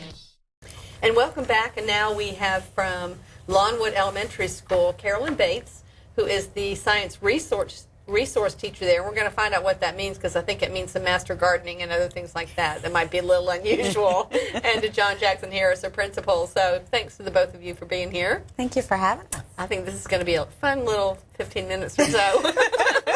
You and I were chatting a little bit, Carolyn, before we began, and you have a real eclectic background, I would say. Starting in Miami with at the inception of the pod experience. So talk a little bit about that, and then I know you were in South Carolina for a while, but anyway, you have such a rich experience that I think is important for people to understand that you've been at this a while and you still enjoy it. Yes, I do. Yes, I do. I was thrown into that situation in Miami where we had 100 students in the open space classroom. And there were 4 of us. Can you imagine? Yes. 4, no walls. No walls. Not No even walls. the curves. Nothing. No walls. So we each had our own homeroom in a corner. And then we could actually hear what the other teachers were saying and the other students. Did it bother the kids? But we had strong teachers. So we were able to captured their control the attention. discipline, yes. And then from there I went to South Carolina. That's where I learned gardening in the science class. And then from there I came to Fort Pierce. Very interesting. And one of the things you said I thought was real interesting when you first began in Miami, you were right out of college. However, the other teachers you work with were either had their PhDs, were working on their PhDs, and it was kind of a research experiment almost to them. So I was the you were student. a sponge. Yeah, you were a student I was too. supposed to be the teacher, but I was the student learning from them. Yeah. And I learned so much from those wise teachers. I would actually stay after school and just pick their brain and see how I could integrate it into my lessons that I taught. And what an experience it was. And then from there, they left because they became doctors. They were teaching at the and, university. And we first started, my first year, we had the television in the classroom. So we all got our experience teaching in front of the TV, which was wow. Like this now. phenomenal. Kind of like this now. That's why you're so comfortable on camera. So it was a great experience. Great experience. In every school I've been, Yeah. I've had a wonderful experience. And and then I'm just thinking back of the bit of education history. I know it kind of that morphed in almost the Project Child kind of thing, where they would stay with the same teacher for 3 years, and they would kind of just move, amongst these teachers to then the team teaching and that kind of thing. So we've kind of just evolved. Were there other places in the country that were doing what you were doing in Miami? In Miami, ours was the first school. Okay. And from ours, there were other states that had it. Because you had people come visit you, I imagine. We had many people come and visit us, many TV stations. So a great experience for me. Right. And then you came here to Fort Pierce. Came here. And where were you first? I was actually in first grade. And then from first grade... At Longwood? At Longwood. Oh, you've always been at Longwood. Oh, at okay. Longwood. And from first grade, I was hired as the curriculum specialist. They got me out of the classroom a little bit, which my forte is being in the classroom. I enjoyed curriculum specialist. And that was at Weatherby, I want to say. That was at Longwood. Oh, it was at Longwood, yes, too? Okay. with Michael Hitzman. That's right. Yes. That's right. That's where I recalled you first. And then when Mrs. Nixon came to Longwood, we didn't have any curriculum specialists. So that's when she said, Things change. we need a science resource teacher. So I said, that's me. Yeah. And I've been the science resource teacher since then. Well, I do understand, Ms. Jackson, that she has a few little different things around the school that she does, including vegetable gardens. Absolutely. Beautification projects with students, and has just this year formed a 4-H club. Yes, and the kids love it. The community service and the outreach that happens really makes students love coming to school, being in school, staying after school, contacting. Oh, absolutely, contacting one another to see how they can really not only enrich and set their footstep in the soil, but also just reach around the school and make sure everyone's involved. And that comes because Carolyn has modeled that, has helped peers, has helped everyone in the school just thrive and flourish. And the gardening is just like one example or one visual that brings about all the change and all the growth that happens. It really is a remarkable place. I remember that summer that you were first assigned to Longwood, and we walked the campus, and I remember seeing the gardens that were there, that were fenced so the rabbits wouldn't... Are those the gardens that you're talking about? Yes. With the space? Okay. That's one of the gardens. Yeah. And Ms. Bates, when I first got there, said, this front part needs a little sprucing up we so talked that about when that too. people do come, they are able to see, the beauty that's in Longwood when you first drive up. And there is now an arch that surrounds that area and just invites everyone in. And pineapples grow there, and butterflies circle there. It's just a great place to be. It really, really is. So that means that you have a classroom of 690-something students. Absolutely. I do. You see every child at that school. I do. And what would you say would be the difference in the curiosity of the kindergartners versus the fifth graders? Or are they all kind of interested in how nature works and There's or no bugs? difference. They like bugs. There's no They difference. love it all. And they have their own gardening gloves. They have their sunglasses. They have their visors. We not only have the living outdoor garden, but we have a living animal section in our room, too. Oh. So for the children who like the outdoors, we have the gardens. For the children who like living and having to do with animals, we have a living animal section in the classroom. And what kind of animals do you have in there? I'm almost afraid to ask. Well, I don't do snakes. I don't do snakes. So we have hamsters.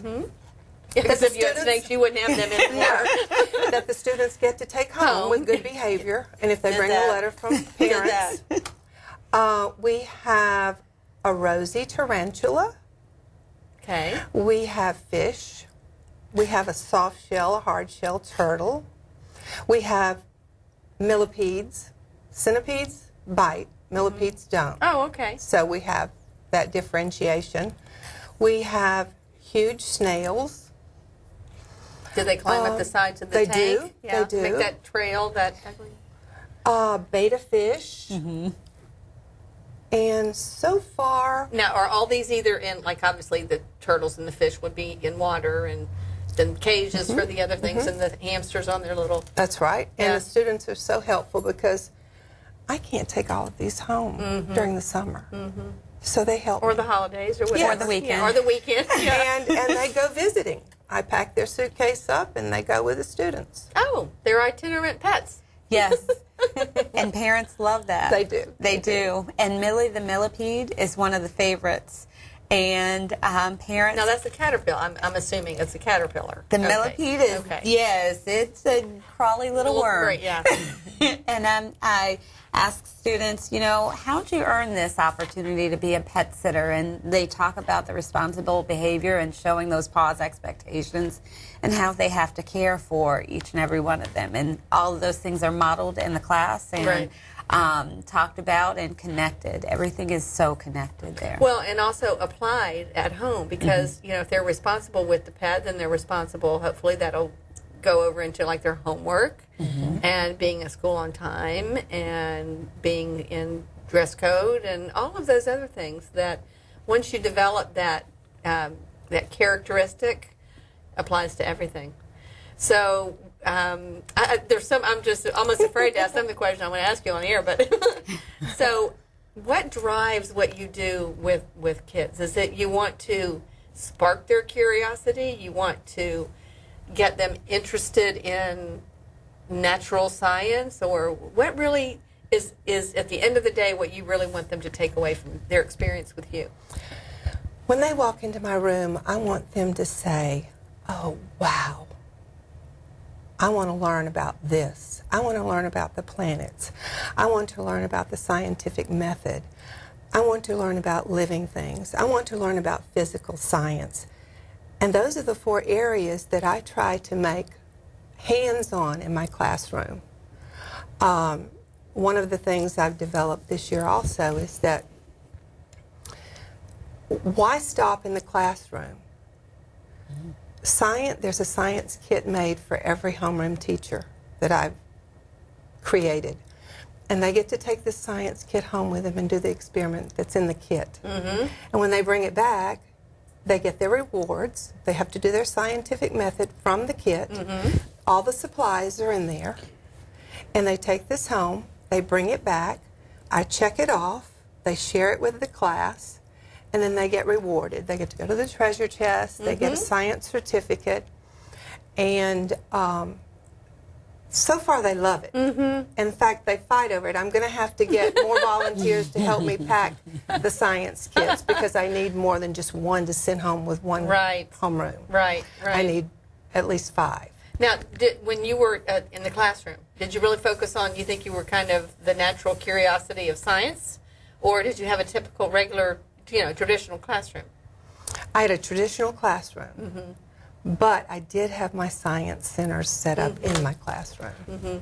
Because if they finish their work with me, working with the teacher, and you have to correlate science with reading and math. It's just a must. Well, and science is everywhere around you, It is. so you can be curious. But as if you're taking a vacation some other place, that you can look at the different flora and fauna that are there. So, do kids tell you, like when they come back from a vacation someplace different, of what the kinds They of bring me things They from their bring vacation. rocks and We have rock collections that we've started, and we collect them in egg cartons.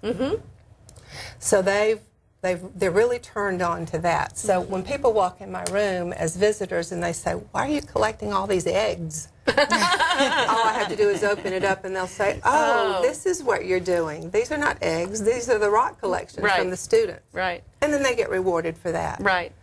So But I think what's so interesting in looking at those rock collections, if you look at one that came from, let's say, North Carolina, and you look at the color, and you look at the shape and the texture and all that, and then you bring one from, say, Pennsylvania, of how different they look, and that then they can translate when they're studying about geography, how different, and it's a tangible thing you can look at. they can actually see it and feel it. And so far, every class who studies earth science will be doing their rock collection.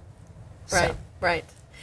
You know, I bet it's such a treasure to have her at your school because, you know, with all the other things that you do, it's you have that love of learning that has got to just permeate out to everybody. Absolutely. Yeah.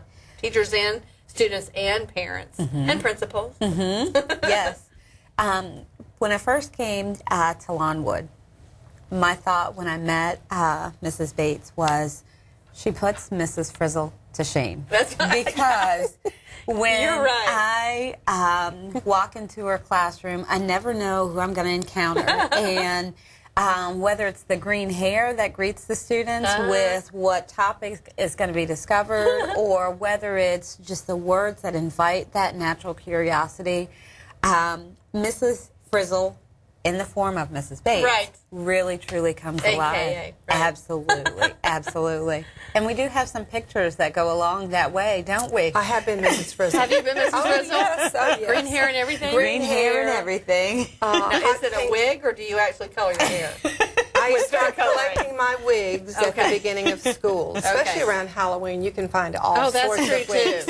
So I have my collection. So And just knowing you, you might put green food coloring in something. I mean, and that's an experiment. What will it do to my hair? We've had Mrs. Frizzle. We've had the Happy Scientist. And there will be more to come. You're almost like a Mr. Wizard for this generation, you know? But, you know, and at first I was worried about, they're just going to be looking at me and everything I have on. Right. But when I start the experiments, they're not looking at just me. Right. Because, see, they're so involved with what's going on. And with when they the read experiments. Mrs. Frizzle's, you know, they're not so much concerned about her. They're into what is she doing. Right. And the experiment that I usually do in front of them is the one that I pack up in their take-home box. Right, so they'll be able to do it in front of their parents and everything. Right. And they take pictures at home. Yep. And they bring them back, and then that's my bulletin board. Right. So I get to display them on the bulletin board. That's fantastic. It has been such a pleasure to talk to you. It really has. And always good to see you, Dijon. Good seeing you as well. Thanks for Janice. coming by. Thank you. And we're going to be right back with another teacher, so please stay tuned.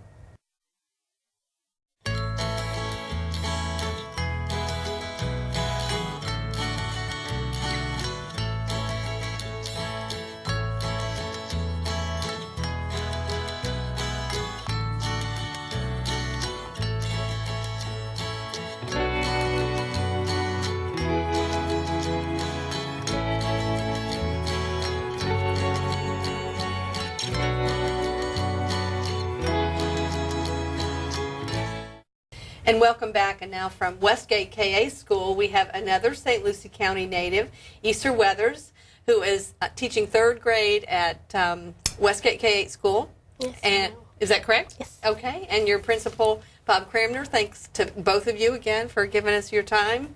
Now, Mr. Cramner actually told me that you're a native of Fort Pierce, and you gave me a little historical significance that I did not know. So share with our audience what you just shared with me. Well, I'm from Fort Pierce, born and raised, been here all my life, went through the school system through St. Lucie County, and I was one of the first set of African-American kids they sent to Port St. Lucie Elementary when they was busing us from Fort Pierce to Port St. Lucie Elementary. Gotcha.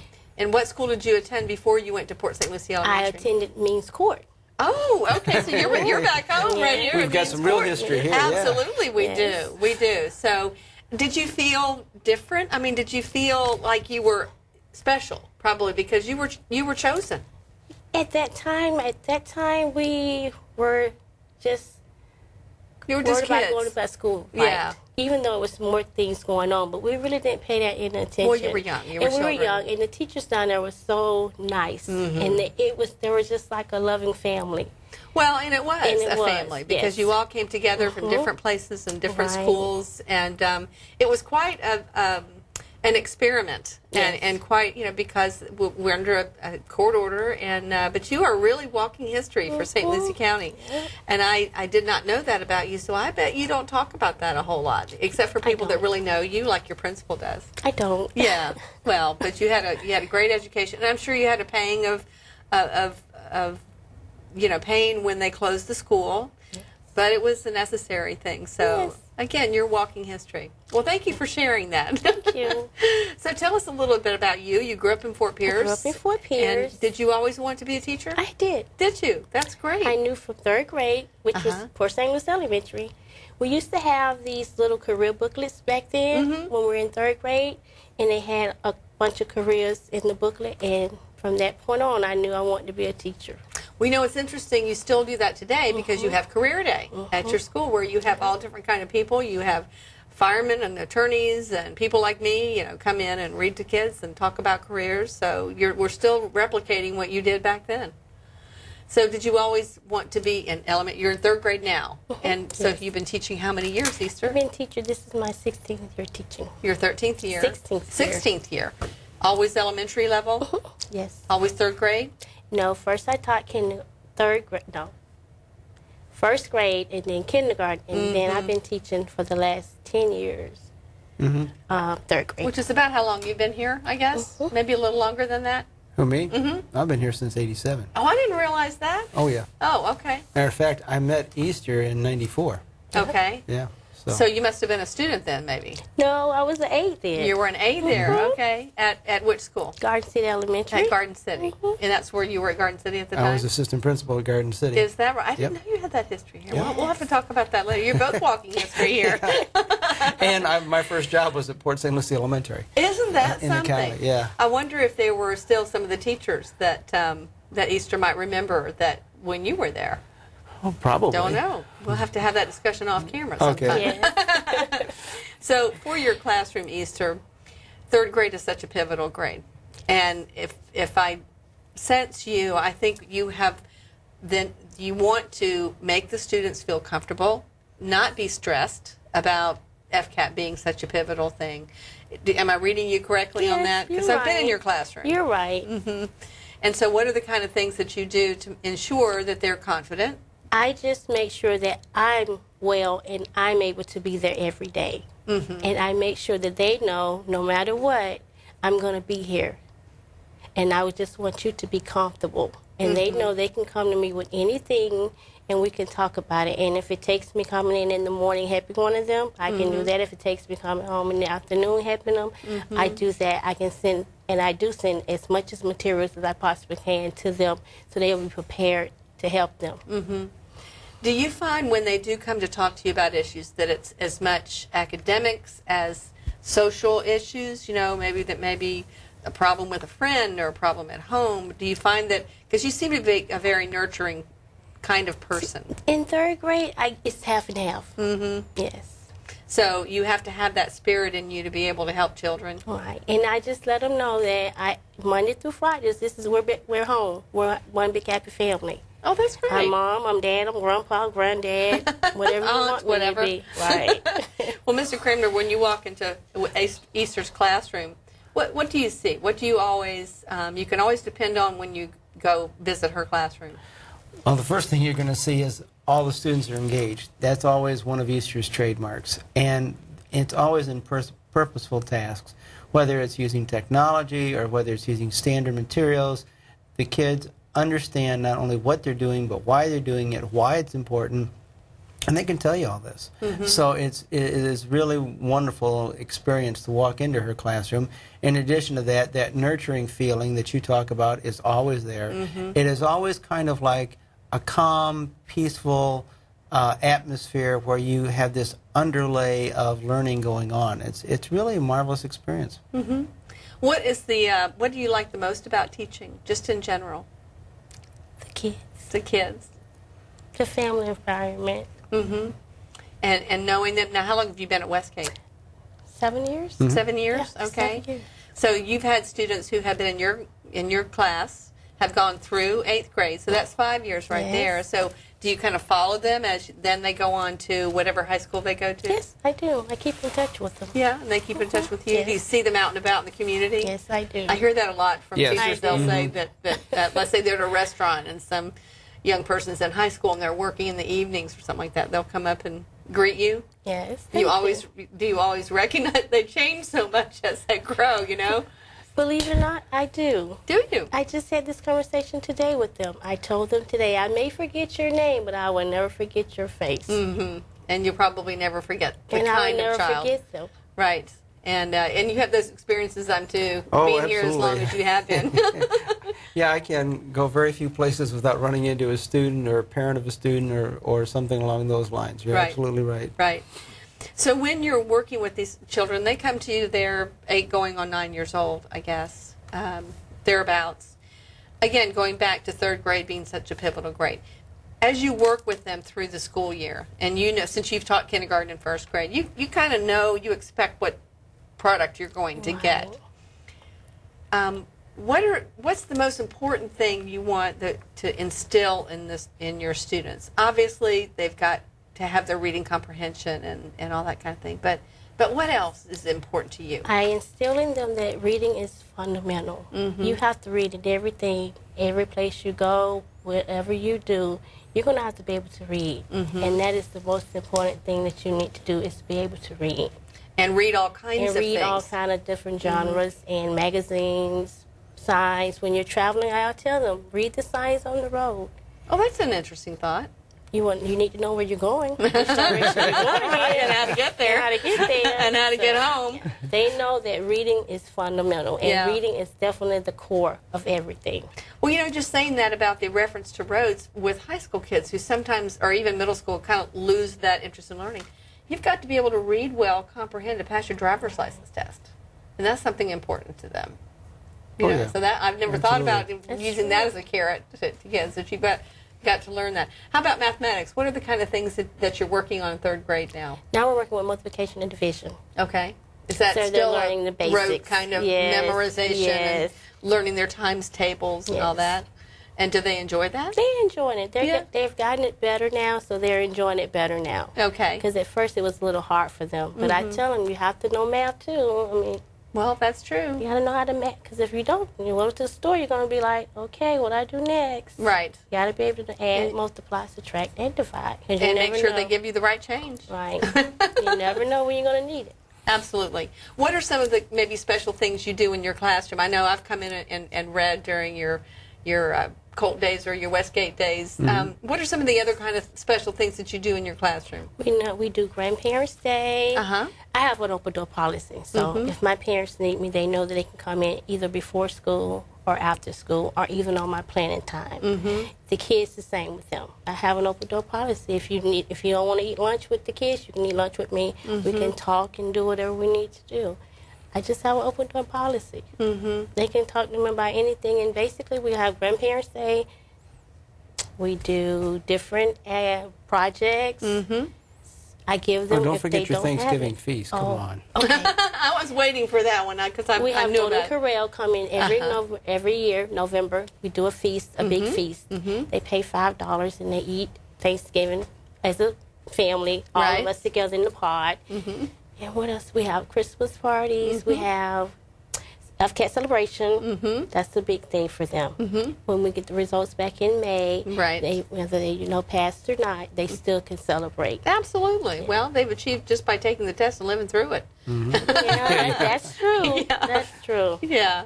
And I know that Westgate itself, I mean, I know you're a very community oriented, very active campus. Right. Are there other things like Relay for Life or any of those kind of things that you participate in? I haven't done it for school, but I do it outside of school Outside because of I'm in a school. sorority as Right. well. Oh, that's true. So I know do you're that. very yes, and I'm very involved. active. But you are highly involved in the commemorative Martin Luther MLK. King, yes. Well, then you're going to be very busy here in the next week. She already has been very Oh, busy. yeah? Oh, yeah. Exactly. Which activity are you participating in? Or you're on the committee? So We're on the you're committee. I'm on the committee. So I think your week begins Friday night. Yes, it does. And then runs all the way up through the until 19th. the next 19th, yes.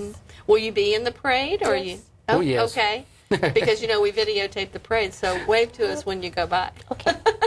Well, it's been a real pleasure talking to you, Esther. You're just so nurturing, I guess is a good word for you. And like I said, having been in your classroom, I know that the children respond very well to that.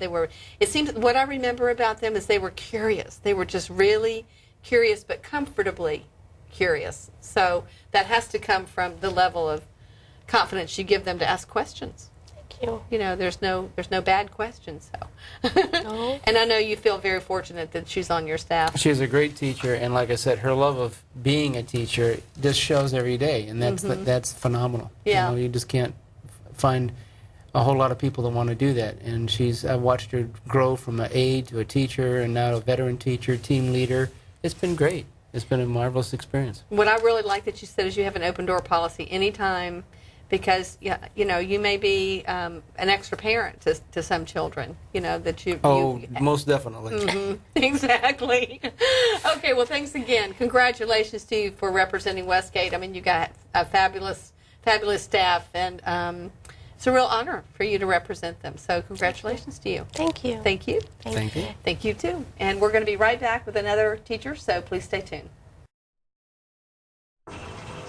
Yes, ready.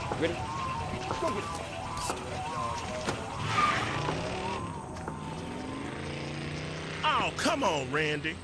Animal shelter, here I come. And no, I'm not crazy or emotionally damaged. That's a stereotype. I just belong to a total loser. I'm a good dog. So if you want a pet, adopt. And if you see Randy, tell him he dropped his wallet.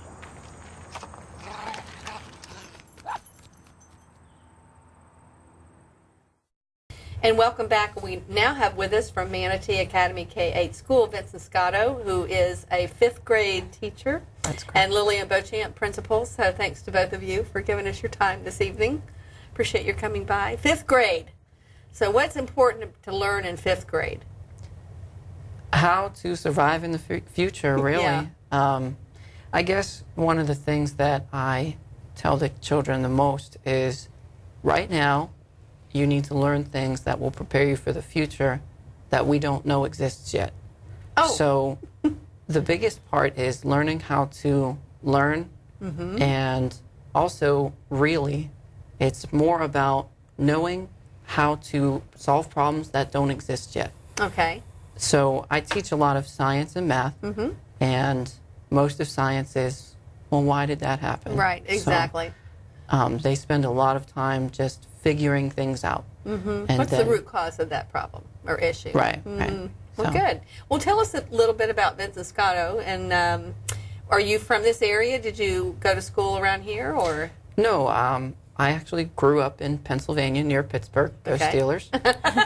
And Go Pitt! Don't forget oh, Pitt. I know. I have a little onesie for my baby. I grew up near Pittsburgh, and I went to school at a good high school, and I stayed nearby, and I went to Clarion University of Pennsylvania. I met my wife there, and we spent a few years there, and when we were looking for a job, Principal Mimi Hoffman gave me a phone call and said, we need somebody for 5th grade. And Are was you it prepared? February? There was 10 feet of snow on the ground, and It was. And it was 80 degrees here? It was late August. The school year had actually already begun. Oh, okay. Just barely, and I needed to do the proper paperwork, and I Right. started about a week and a half after school began. Oh, okay. Okay. But it was wonderful. I mean, Right. I thought I was going to dislike Florida because it's so hot Yeah. compared to Pennsylvania, but it's kind of grown on my wife and I. We love, going to the beach and Right. things like that. Well, and it gets hot up there too. Maybe just not for the length of time Right. that it does here. And your wife's a teacher here too, as well. Yes, she's a 1st grade teacher at FK Suite.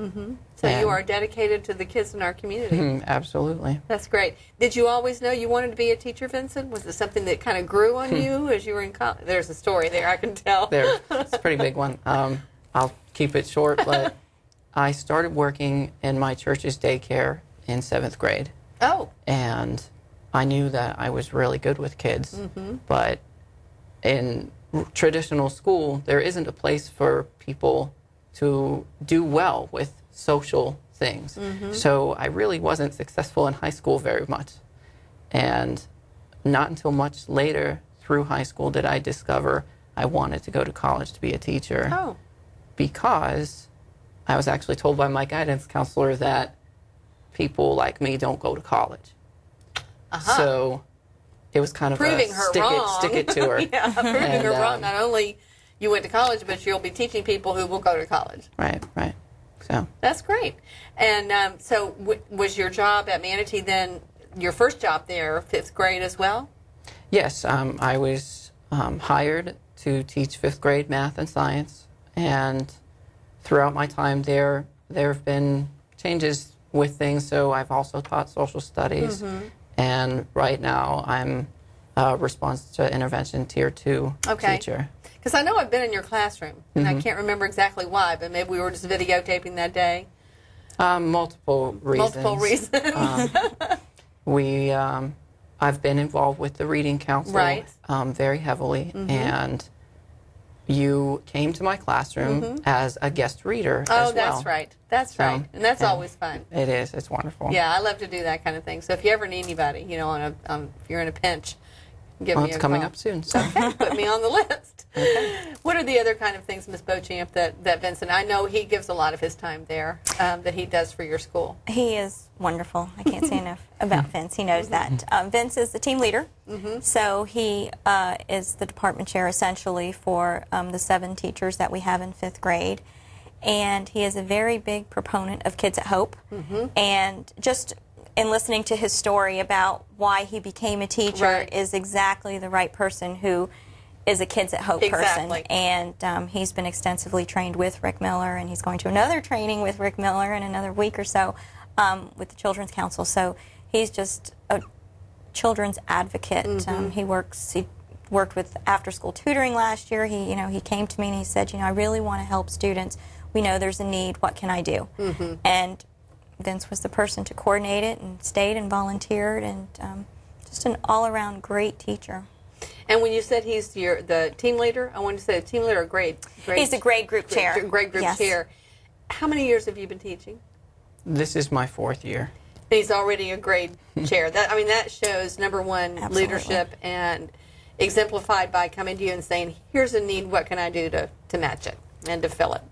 The jewels like you are few and far between.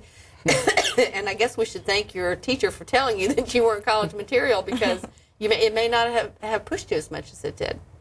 There were several people in my life that, if you saw me on the street and just looked at what I was wearing, you'd say, whoa, stay a little bit further away from that guy. And even in college, I had this persona that was just very standoffish. Just standoffish. I wasn't rude, but I wasn't welcoming either. And over time, it's been a struggle to be more positive about life, but I have to say that my mother has always been that positive example for me. Always said, just get through high school and you're going to be a great teacher one day. And then she said, just get through college, get through some of those things, forget about things like, chasing girls and things like that, and you'll be a great teacher one day. And so on and so forth. And that's positive messages. She pushed me through it. And, here we are. Yeah. So another example of how Vince is a positive role model for students. He volunteered to give up his lunchtime so that he would work with some students. They wanted to practice for the talent show. And I walked down the hallway and I saw these boys following behind him, and he says, well, this was their incentive, that I would allow them to come and eat lunch with me and allow them to practice at the same time. Oh. And so he was showing that Kids at Hope mantra once again, that all kids can succeed and all children are capable. And I'm your ace or treasure hunter or whatever. What were they going to do in the talent show?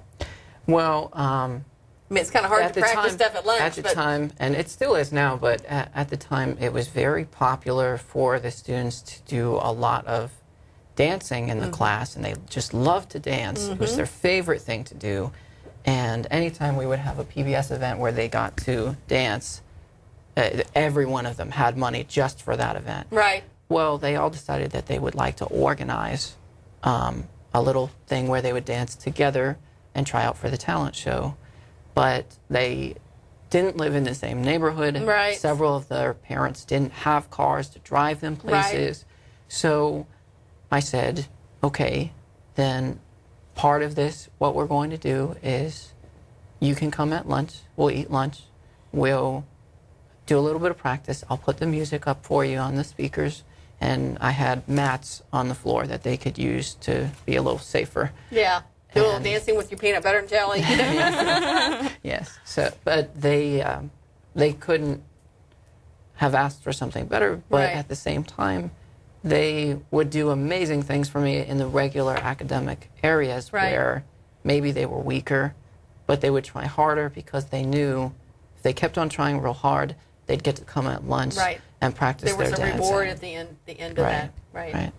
Now, I do know a little something about you. It's not something that you talk about a whole lot, but you have been tapped for some very important curriculum development with a company that, and this is outside of your regular job, but talk about how that all came about, because I know your brother is a children's author, but this is curriculum. This is not fiction. So there was a company who I think is developing online curriculum, and you're working with them to develop that. Well, they've been working for several years. They have an excellent product, and they want to go back and improve what they have already there. And I was looking for a job to supplement since I had a baby in August, and my brother had mentioned that they were looking for someone that could help with math and science for their 5th grade material to help redevelop some of it. So I applied, and now I work as a video script writer where I write basically highly scripted lesson plans for math and for science. At the 5th grade level? At the 5th grade level. That is so interesting, because especially, well, maybe with math too, I'm just thinking science is so visual. And, the video pieces, I mean, do you actually produce it too, or you write the scripts? I just write the scripts, and what a portion of it is, okay, I know a graphic that would be great here. Right. So I write in the margin, okay, Gotcha. I would like to see this type of graphic, and if we can find one, great. But we have an illustration department that's amazing, and they make them. Have you seen any finished product yet? I haven't been working there long enough to see videos, but they're in the motion to go on the way. So. But what a talent to have, and to have that insight as to, again, I mean, you may be someday designing the curriculum that we use in our online, since we're going to have some, according to the legislature, some have to be in the testing to go along with that. So that's real interesting. Do your students know you're doing that? Yes, I'm very personal And with they want to be the stars in this video is where I was going. The students know just about every aspect of my life because I know that when I was a student, I had this excellent 10th grade teacher who was honest about his own life, how he would describe to us, he told us one time a very personal story about he and his wife, and that it was sort of a tough time, but they were going to get through it, and he wanted us to know that you should always stay positive about that sort of thing, and that really stuck with me. So that's why I know to have a teacher and to know your teacher really makes it more, the information you tell them, more valid. Right. They want to listen to you because they know you're a real person. Real person, right. I remember seeing teachers at the store as a young child thinking, what are you doing at the store? You don't You're have a life supposed to outside be of at school. school, right. You're supposed to be at school. Well, especially so- in a small town, if you grew up in a small town. Right. Yeah. Right. That's interesting, because you're right. I mean, to know that you're a real person and that you have, and I'm sure they've seen pictures of your baby Absolutely. and know all that stuff. Well, in 5th grade, it is such a pivotal time that where they're learning to transition from, well, they may have a resource teacher, but one main teacher to having several with whom they need to have different relationships and different responsibilities. And I'm sure that is something that you try to imbue with them, that kind of sense of confidence that they can do that as well. It's a big change, even though they'll still be on your campus. There are things that students don't realize that when they go to the middle school. For example, in our particular school, all throughout elementary, the bathroom is inside the room. Whereas in the middle school, you have to leave the classroom to go to a community bathroom. And that little thing, especially the girls, it's as soon as they find out, I'm never going to use the bathroom anymore. And it's just one small piece that changes their life completely. Yeah. The norms that they had for 6 years. And when you can introduce all of the academic aspects, all of the behavioral aspects, the things that we can do in 5th grade, like you forgot your pencil, okay, you forgot your pencil, you better find one. Yeah. You know, things like that instead of, we have more that's what I'm saying pencils, about you the know. responsibility Right. piece. Right. That's just one small aspect that I But think it's all big, of the really. teachers in 5th grade really push them hard to achieve higher standards of themselves. I think I have a great team. Right. I couldn't ask for a better team this year especially. Well, you're teaching consequences of anything. Doesn't matter what it is. If I do this or if I forget this, let me stop and think. Do I have everything? You know, before I walk out the door at home, do I have everything? That kind of thing. And that's an important thing to know.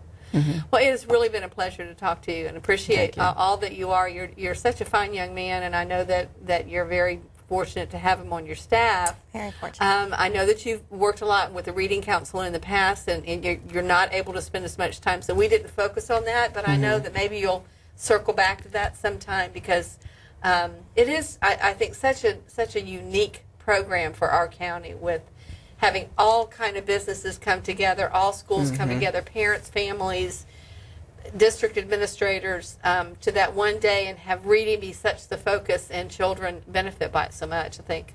So maybe we'll get you back around sometime. I hope so. Well, thank you again. Thank you you. again, Vince. It's been really nice chatting with you. Lily, always good to see you. Thank you, Janice. Thank you. And we're going to be right back with another teacher, so please stay tuned.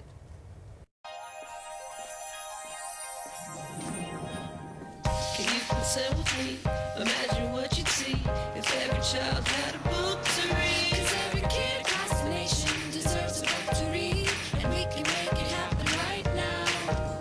No, I don't know what you've been told, but kids with books learn so much more. So the mission is for us to get a book to each and every child. So let's join hands, book people unite. Unearth hidden passion. Come on, we'll have a good time. Planting seeds of inspiration to motivate some magic. To change the writing on the wall. Writing on the wall. Can make a difference. One book can inspire a child. One book can be the first element. Helps to change a life. People unite. Read to a child today and spark a lifetime of ambition. And welcome back. And now we have with us from Mariposa Elementary, Monica Almeida. Is that correct? She teaches 3rd grade, and she is a seasoned veteran. And we've been chatting a little bit before we were videotaping, and you have a very interesting background and some real good perspectives on public education in the United States that we can maybe get into because of your background in the Philippines. And also Craig Logue, the principal. Thank you again, as always, for being here with us. Happy to be here. So, number one, congratulations by Thank being you. selected by your peers Thank to you. represent them. Mariposa has a fabulous staff. Yes, we do. They've been with you a long time. They've melded as a family. So, to be honored by them is a real recognition. It's a big honor for me. It is. So, tell our audience a little bit about you and how you got into teaching, but importantly, how you've grown as you've come to the United States and become a teacher. Well, when I started college, my parents thought I was taking a business course. That went on for around 2 years. On the 3rd year, they found out I was in education. They didn't think it was a good field for me, but I really wanted to to work with kids. So I graduated. I worked in the Philippines for around 12 years. And then we came over here and visited. There was a teach-in over at Orlando. Right. And I met some St. Lucie personnel there. They interviewed me. They said, go for an interview with the principal, see if you get hired. And Miss Granitz came and hired me. Right. So. And so the match was made at the time. One of the things that we talked about that I found so fascinating is how, in comparing public education in the United States with another country like the Philippines, And one of the things that you said that you found different was the maturity level, and by that independence level Right. of children in our system. Talk about that a little bit and how that really helps them. I think it's the way that the family operates in the different cultures that made a difference for that. Back home, they're very sheltered. By the age of 28, probably, I would say, is when I would consider them independent, like able to stand on their own and just, you know.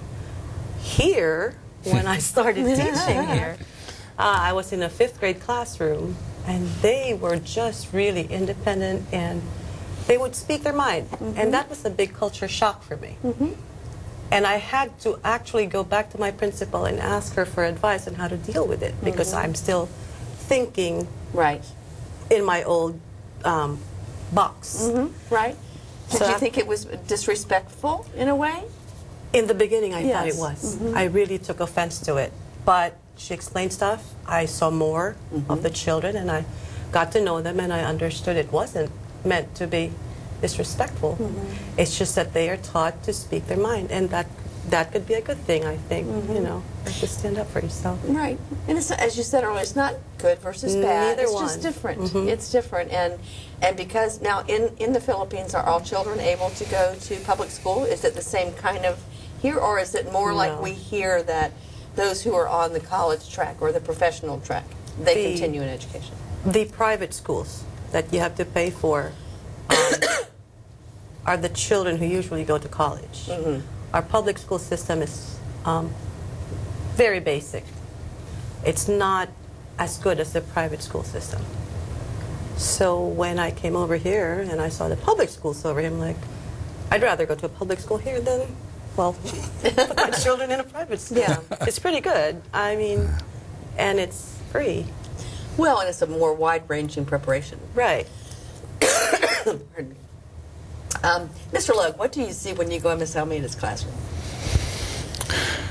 Excuse me. I guess the thing that stands out most is how calm the class is and how she has created a learning community in her room that really allows for the children to blossom and to grow and to learn. She holds them accountable. She is extraordinarily organized in a very positive, good way. And that I see some of the best learning that I've seen in a long career. I've seen it in her room countless times. And I just rejoice when I do have the opportunity to spend a long enough period of time in a room to sort of see things all the way through.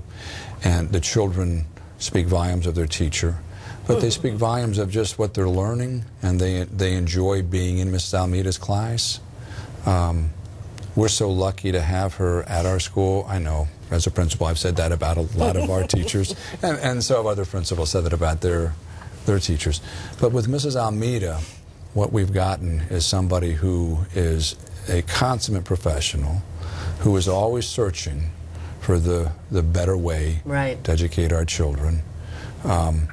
If a new idea has come along, she embraces it, she learns it, she understands it, she helps her, and she's our grade chair, by the way, at 3rd grade. She helps the team understand the complexities of that, works with them, mentors them. So not only does she help all of our students, and she doesn't help just students in 3rd grade.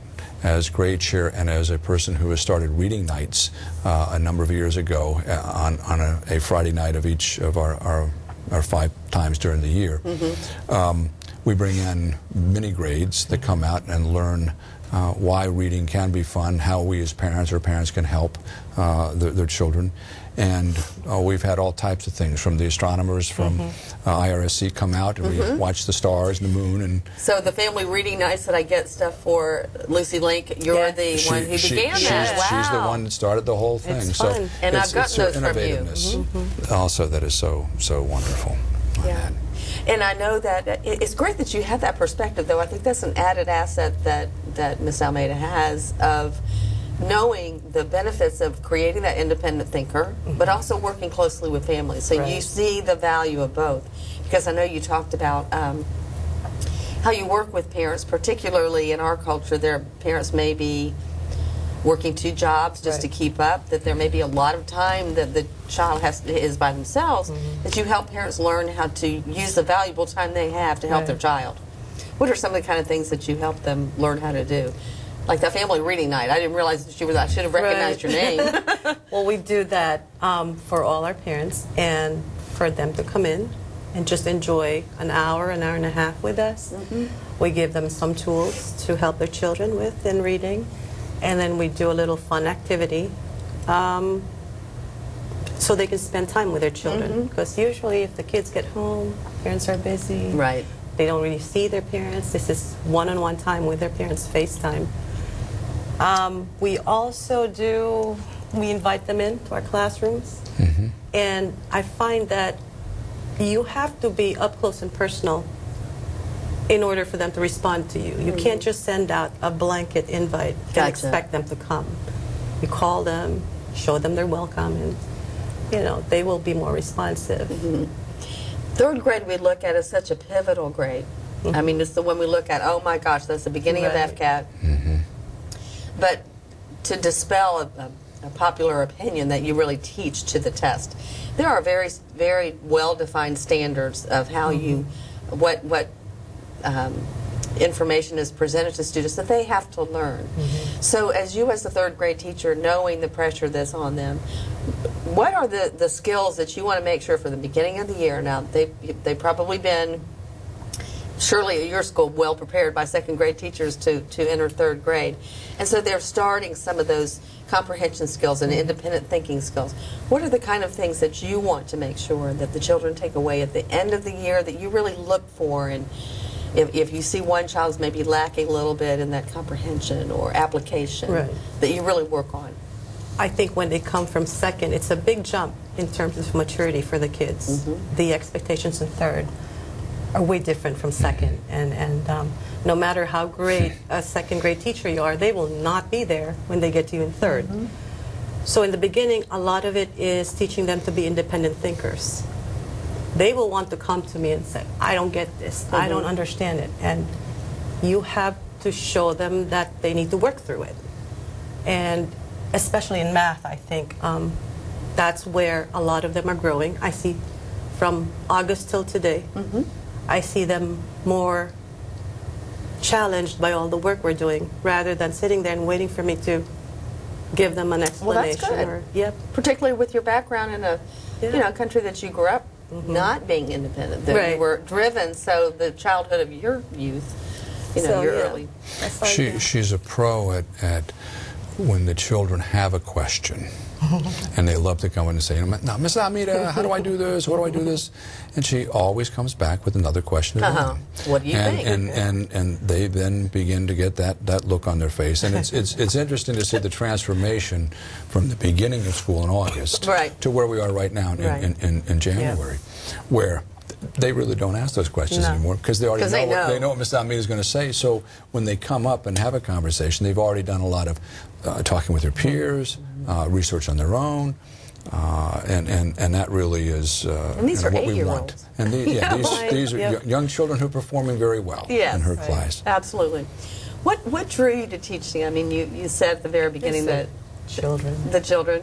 I just like working with children. In fact, I think I still have a child's mind somewhere in the back of me. I don't think we ever grow up, ever. You kind of have to. Yeah. You have to approach it from their eyes. I enjoy hearing what they say and what they do, and we all laugh at it. And it's just, keeps you young, too. Absolutely, have to go with you there. So, if you had one message to parents when they come to see, what message would it be to them of how important reading is, perhaps, or listening, or what would you say? Well, I think first of all, the children need to know that we're all on the same side. Their parents are helping them. I'm helping them. Mr. Lowe's helping. Everybody's trying to help them. So once they understand that you're coming from that place, you can make them do anything. So when they see the parents and the teacher closely working together, trying to help them, they'll deliver, to live up to it. Right. Do you have now, Mariposa's an elementary school, so children are only there 2 more years. Yes. But at those family reading nights when you have all of the, I'll bet you have yeah. 3rd, 4th, and 5th graders that are wanting your attention, and wanting, the parents want to talk to you, and your current It's students nice. and former students as well. Well, one of the things, and it's hard to talk about the wonderful things that you've done. I'll talk about one thing. It's very important that I add this also. Part of the beauty of these reading nights that we've started, that Monica started, was the fact that it brings the family out, and what it does is it creates a good bond between, or an understanding with the parents and their child on the child's education. And at times we even have the children, because they come too at this, that they are helping the parents understand just what we're doing. Right. You know, when we're looking for text features, and I've got the kids telling the parents, this is a text feature, and the parents are like, what's a text feature? And, well, let me tell you. And but that's what we want to be able to have. But the other thing that she has done that certainly deserves mentioning is that we started a few years back where we weren't, some of the 2nd graders coming in were having some struggles. And she said, well, you know, Mr. Logue, let's do a camp. And I said, well, that's a great idea. And so, you know, I came up with a couple ideas and as far as funding, but she came up with a whole plan for Camp Monarch. So Camp Monarch now for years has taken our 2nd grade students, and we've been able to increase that amount over the years.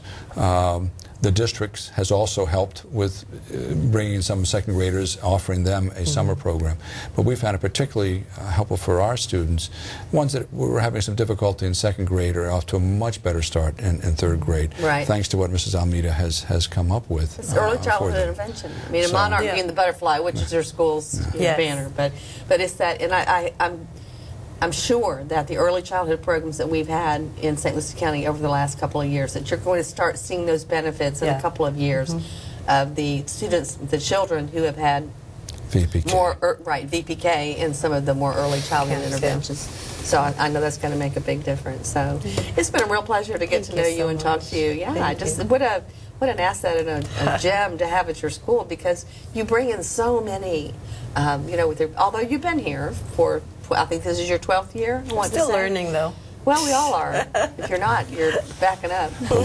But we're learning from Mrs. Almeida, too. Yeah, I think that's great. Well, congratulations again by being selected by the great faculty that you have at Mariposa Elementary.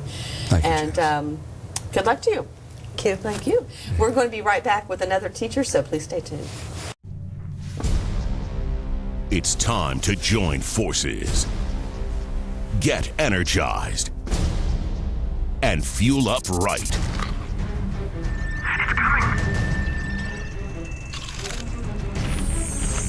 Because starting today, every kid in America has a mission.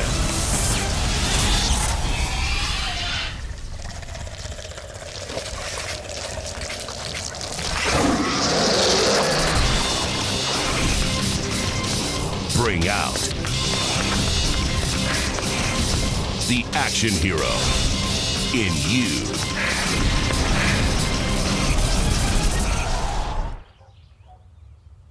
Be part of the greatest action movie ever. The first movie that puts you in the action. Show us how you train and eat like an action hero. Join in at actionheroalliance.com. And welcome back. And now we have with us from Rivers Edge Elementary, Amy Martinkovic. She is the music teacher at the school, and Cynthia Cobb is the principal. So thanks to both you ladies for coming in and giving us your time today. So how does one become a music teacher? Now, obviously, music was an influence in your life as a child. Absolutely, yes. My father was a music director, high school music director, so I grew up with it my entire life.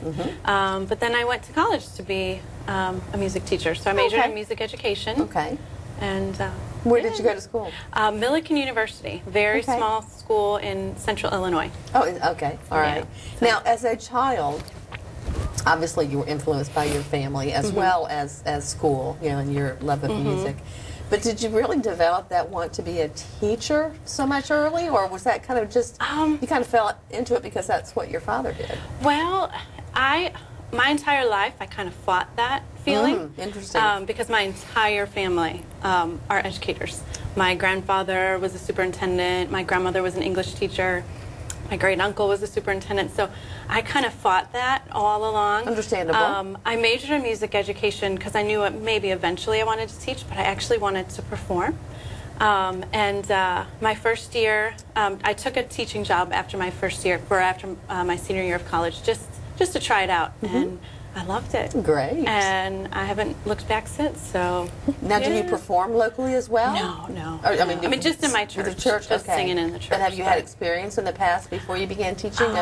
Yeah, maybe in college, but just a little bit. I performed in little theme park shows at Six Flags and things like that, but nothing big. That's experience. So, yeah. How important would you say it is, Amy, especially to young children, to have that, to learn about music, how music is made, how it's really a mathematics function, and it's a language too. Absolutely. I mean, music is obviously a passion of mine. And I think it's so important because I feel like it really teaches the children to feel, and it teaches them that side of their life that they're not going to get in the regular academic classroom when they enter into the real world. With all these tragedies, and I hate to bring something up like this, but I really feel like those people didn't have the ability to feel, and that kind of was always an undertone, and so I really feel really passionate about having kids experience that, especially at a young age, so that they truly enjoy it and learn to enjoy it. And express as well. Absolutely. We use this term, well, it's really kind of a phrase, but in the 6,000 hours or so that most of us are awake a year, only 1,000 of those for children are at school. Now teachers and administrators, more of those hours at school. Right. But so there's influences in their lives 5 times as many outside than inside. So music is something that brings people together. Absolutely. It's something you can share. So it's something they can use outside of school. Yeah, absolutely. Do you also manage the musical programs at the school? Yes. Yep. Okay. Each grade level has their own performance once a month. So once a month? Well, yeah. So third grade, their performance was in October, and then second grade did November. So, okay. Yeah. I was thinking that maybe first grade had October and November. No. Yeah, that's aggressive. No. Yeah, and then my chorus performs at various times throughout the year as well. So. Okay. Yeah. For you, is music for the participation for the students as much just about participation or their skill or their talent, I guess I should say? It's more about participation for me, I think. But honestly, 99% of the time, if they are participating, they are performing this skill. It just, that's just the way it is in my classroom. So, but yeah, I mean, it's more about participation and enjoying it. Rather than doing it perfectly at this age. Right. So. I learned from a band teacher who was a middle school band teacher. This is, 10 years or 15 years ago. About how it really reinforces, especially as the younger the child is, reinforces mathematics, particularly like fractions and all those kind of things. So you don't really think about, well, that makes a whole lot of sense. Yeah, absolutely. Yeah, and fluency with reading, learn tracking left to right, all of those languages. Things. There's a lot of French and Latin in music in terms of the speed and things like that. Yeah, absolutely. With the children that you work with, every child at the school, I would imagine, at some point in time, you, the cafeteria manager, see more children than anybody. What is it you really try to provide for every child in terms of their appreciation for music? Do you want them to be able to, if they want to, pick up a violin or pick up some other instrument and play it, or is it just to be able to listen and understand and appreciate music? To listen and to understand and appreciate, absolutely. But also, more importantly, to feel like they have a place, so that they feel confident in doing anything. So, that they, no matter if they're playing an instrument or they're doing math, but they get that confidence and that just sort of that inner confidence. How do you do that through music? Just through positive reinforcement. Just praising them even if they don't play it perfectly, but making them feel good about themselves that they accomplished something. Absolutely. Ms. Cobb, when you work with Ms. Martinkovic and her students, and when they put on the plays and the programs and all, how do you see the interaction with her, with not only the students but with the parents? Because that's the one thing, the parents will come and they'll take pictures and they'll take video, and they're proud of their children. So, what do you see when the interaction she has with the children and the parents? Well, the interaction is very positive, and the children, when you see, especially from the beginning of rehearsals to the final product, be it a program or the chorus performance, just the pride that you see in the children and the parents, because they'll have their video cameras and pictures and all that, but you can see just the children are so pleased with in the final moment when everyone's clapping and they're done. And everybody's smiling, and she's smiling at them, and they just, you can just really see the pride that the children have, the sense of accomplishment. Right. And particularly I see that with chorus, because she works with them all year long. It's not just like the monthly program, but she has chorus weekly, and they've performed in a lot of different. She started the chorus when she came to River's Edge, and it's grown to quite a large group. And you can just see the performances. We've performed at Relay for Life and the Children's Museum in Jensen, and out at Traditions, and then various PTO events that they offer during the year that they perform, and just the growth in the performance and what they do. And what I really noticed a lot with Amy also is that her just her detailed everything, the little details that kids will, the little things. that the children will do different hand motions or different little expressions or movements, or she puts something on the stage in a certain way, but her detail to everything I find very interesting to watch. That's very nice.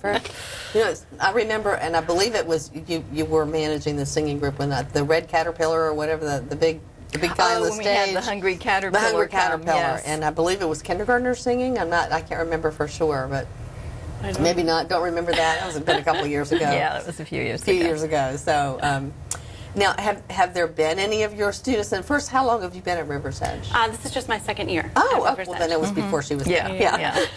Because she's like, I don't think so. And were you teaching someplace else before that? I was. I taught 2 years at Samuel Gaines. Okay.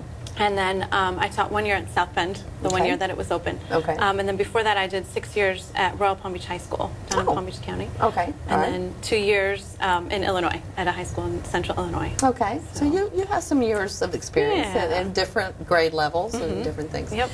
Have there been any students that you have worked with in any of those settings that have gone on to either be a performer or has some kind of musical talent that they've used and developed? Yes, I have a couple high school students that I taught down in Palm Beach County that are performing. One is singing with the Voices of Liberty. Oh, wow. Out in California.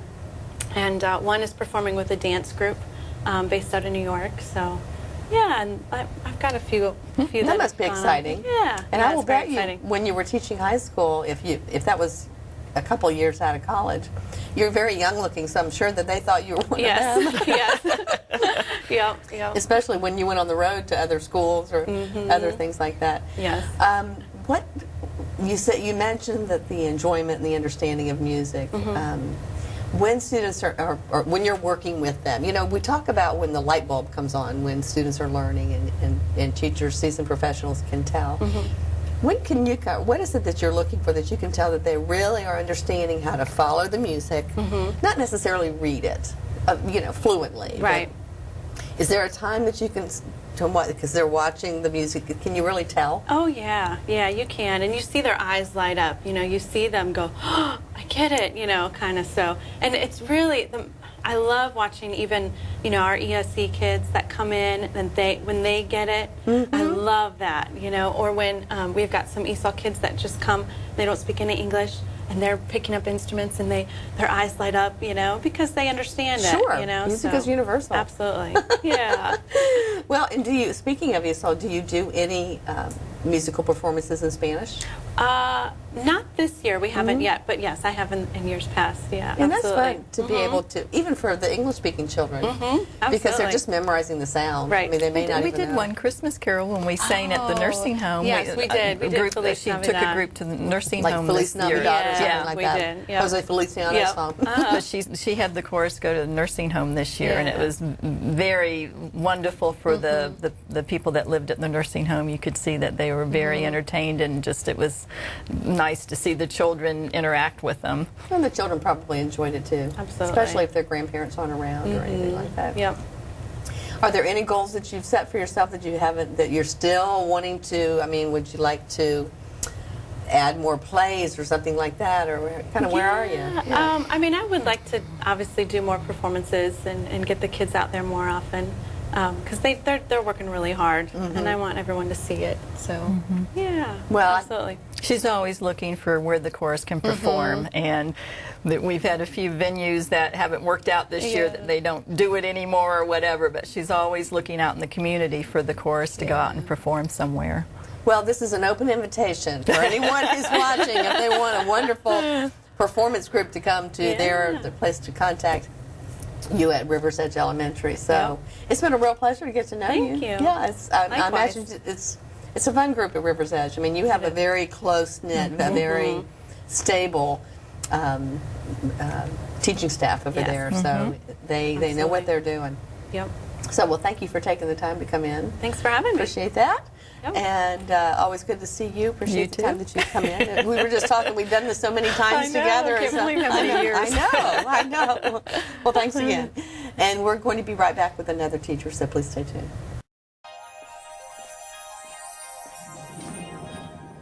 You can say with me, imagine what you'd see if every child had a book to read. 'Cause every kid across the nation deserves a book to read, and we can make it happen right now.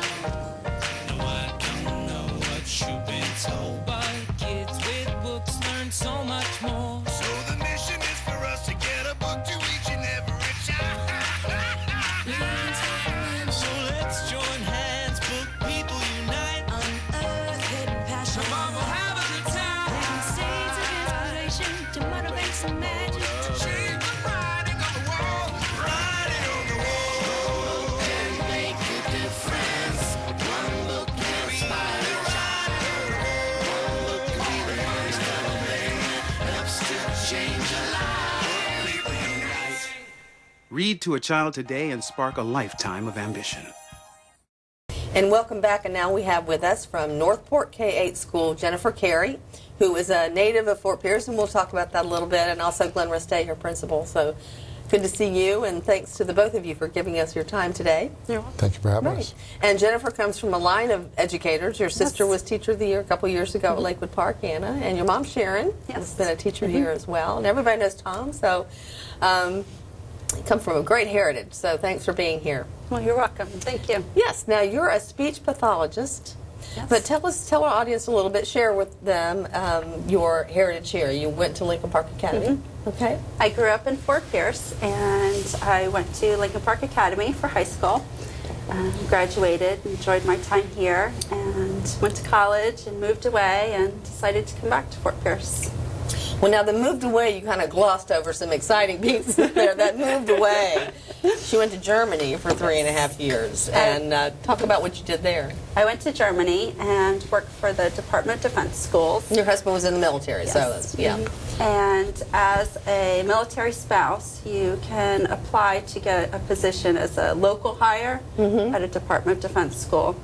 And I just kind of moved up the ladder from substitute to aide to speech language pathologist. And I worked for both the Schweinfurt American Elementary School and the Bomberg American Elementary School. Those are two different cities, are they? Two different cities. Okay. Do they have bases in them, or are they close by? Okay. There are all the schools are located within the base. Okay. And is that close to? I mean, where in East Berlin? I mean, how close are they to Berlin? I guess is what. Berlin's in North Germany, and we were located in Bavaria, which is pretty southern. Yeah. Well, that's beautiful. Yeah. But how different was it with the American schools? Are they really based on the same kind of, the way we set up schools in the United States? Teaching independent thinking and independent learning and that kind of thing? Yes, it's very similar. Lots of professional development. There's standardized assessments similar to the FCAT. That's interesting. All the curriculum is similar to the United States. Well, I bet they're really happy with the Common Core then, because, with children all over the country and then all over the world coming back, it makes it seamless, kind of. Help our audience know, what does the speech language pathologist, particularly with younger children, do? Is it more of an identification of an impairment, or is it as much ensuring their impairment does not keep them from their core subjects? It's both. In the beginning, for speech and language, if the student has weaknesses and the teacher is concerned about their academics, then they will refer to the problem-solving team and ask me to sit in on the meeting. Okay. And eventually, if interventions do not help the student progress, then I would assess the student and determine if their speech or language impairments are impacting their academics. So what is the difference really between speech and language? I mean, would language hadn't developed language enough, like typically what a first grader would have, numbers of words, and the speech part is how they form their words? Yes. Okay. Speech is usually sounds. Stuttering is also included as a speech disorder and a voice disorder. If a student had polyps in their vocal folds that prevented them from speaking clearly, then that would be considered a speech disorder. And then a language disorder is how a student understands spoken language and if they can comprehend it and follow directions, or also how they're able to express their thoughts, understand and use vocabulary, use sentences, write with correct sentence structure. So is that typically, I mean, having a weakness in language, is that, would you say from your professional opinion, 10 years experience, is mostly a function of the lack of the interaction as children are younger, so that they don't have that however many hundreds of words a typical child would have as they enter kindergarten? Is that really more the function of it? You just have to work with them and get more recognition of words and usage of words, that kind of thing. Whereas with the speech, it's the technique you're working on. Yes, both of them, it can be nature and nurture. There are children that come from households with a wealth of language and they're always talking, and they can still have a language impairment. Okay. It can be genetic. And then we definitely see students where they're not exposed to a large variety of vocabulary and correct sentence structure, and their language skills are definitely delayed and behind that of the average students. You mentioned the word genetic, talking about speech issues. I've never really thought in terms that would be genetic. Is it maybe the formation of the vocal cords or the mouth or the teeth or something like that? It's usually the formation of the mouth and the teeth, not so much the vocal folds. The several we have are all family members. Interesting. But it's not 100%. No, of course not. Nothing is. But you also have your own inclusion class, as well as identifying students that you might be able to help in a different number of ways. Yes. And so you're their teacher as well? I'm not teacher of record. I don't assign grades, but I pull students out of the classroom for therapy. And it can be the same grade level, different grade level. They can be working on the same sounds, different sounds. Gotcha. And then typically I go into the classroom to help them work on their language and academic skills. Right. Well, Mr. Resta, you have a very experienced, skilled practitioner here, not only in terms of being able to be a teacher, as she's done, but also work with students in those language and speech skills. When you, as you have to do much more now than we've had to in the past, be able to observe and evaluate your staff, what do you see when Ms. Carey works with students? Well, one of the things is she works extremely well with the students. One-on-one, one in a small group. She's always looking for different and innovative ways to engage with students to get the results that she needs. She jumped on board a couple of years ago when we had a chance to get an iPad for her, and cool. So she works with that, and she's always looking for new apps for that. And in fact, I think I have 2 requests from her right now for some new ones. But she's always looking for whatever tool it takes to be successful, and whether it's new or innovative, or whether it's something that's tried and true, but we don't have access to it. She's very much about the success of the students. And one of the things that really sets her apart as well is that she's always working with the teachers and bringing the teachers up to date in terms of where the students are, and she does a lot of planning with the teachers and a lot of the different staff to let them know because there is a lot of intricacies to her position and to success with the kids, and so she's very much about giving the teachers ideas about, have you tried this, have you tried this, and again, helping them have some tools and some ideas of how to be successful with the children. Right. And she's constantly looking for and doing things that ensure the students are successful that she sees.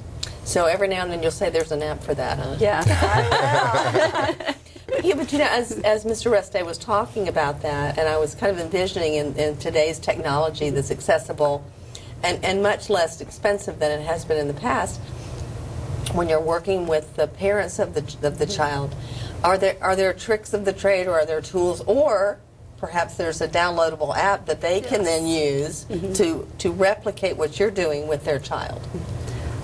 There's several tricks of the trade that I teach the parents, and especially for the kindergartners, I send home a newsletter, and they have to tap their arm and slide their finger up and down while they're saying sounds. But when I tell parents about apps, I usually tell them this isn't a cure, this is extra practice outside of the therapy room. Right. And there's a lot of misconceptions because there are so many speech and language apps. Oh, that I didn't even know that. There are plenty. That parents will think, well, I can just get an app and cure this speech or language problem. Right. But the app is supplemental. Right, and you have to have the professional like you to be able then to determine how that child is performing in whatever it is that app does, whether it's the mnemonic devices, you know, to remember how to do things. When is it that you know, and I will bet you that when you finally work enough with a student that they overcome whatever the impairment is, it's got to be emotional. It is. I dismissed a student last week, and you know, the student was very excited. He had a big smile on his face, and you know, I try to tell the parents that, you know, their child should be congratulated because I can't fix a speech impairment on my own. Right. The student has to put in the work, and they have to want to fix it. And so for them to be dismissed, you know, I helped them along the way and taught them what to do, but they're the ones that really did all the work. Well, it's like riding a horse. I mean, you can't get on the horse with the child. But, you know, now, in thinking in terms of horse, what if they backslide? You know, can they come back to you if once they leave you and they backslide, or is there a way to, because I know they have to qualify and go through all the, you know, applications and all that. So, but could they come back to you? There's a process that we go through once a student no longer needs to be in therapy, or they don't present that they're having academic difficulties due to speech. We put them on consultation for a semester or a year, so we can monitor them during that consultation You don't just cut time, them loose.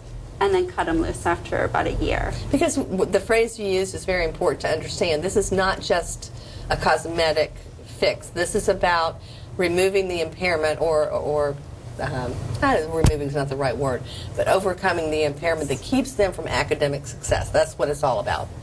Yes. So I imagine when you get them there, and that light goes on with them, just like with a classroom teacher. It's the same thing. They've made that accomplishment. So, how many have you graduated this year? This year, maybe 5 or 10. Yeah. It's very hard to be dismissed from therapy. Yeah. I have several students that are going to be ready by the end of the school year. But what an accomplishment for them and their parents. It is. Now, do you get to interact with the students too? I mean, do you see probably because you're not in the trees. I mean, you might see them at the beginning or hear them or chat with them in the hallway. Can you basically monitor the progress that those children have made with Miss Carey as well? You can definitely see the difference, Yeah. absolutely. There's a couple of students that a couple of years ago that had some severe lisps that I've talked to them recently this year, and they're very, like she said, you can definitely, it's very hard, it's still there, but she's definitely done some wonders with them. And the students themselves can absolutely see it, and you can see, like you were mentioning, on their face as well. They know when they're doing well, and many times she'll grab whoever's around to brag on the students, and many times it just happens to be me, and I get to hear how they're doing or see how they're doing, and because she's very much about celebrating with the students and their success as well. Absolutely. But it must be so rewarding because, number one, you have to assess them in the first place. And then that becomes a part of, would that be part of an IEP? Do they have to have an IEP for that piece? Okay, as well.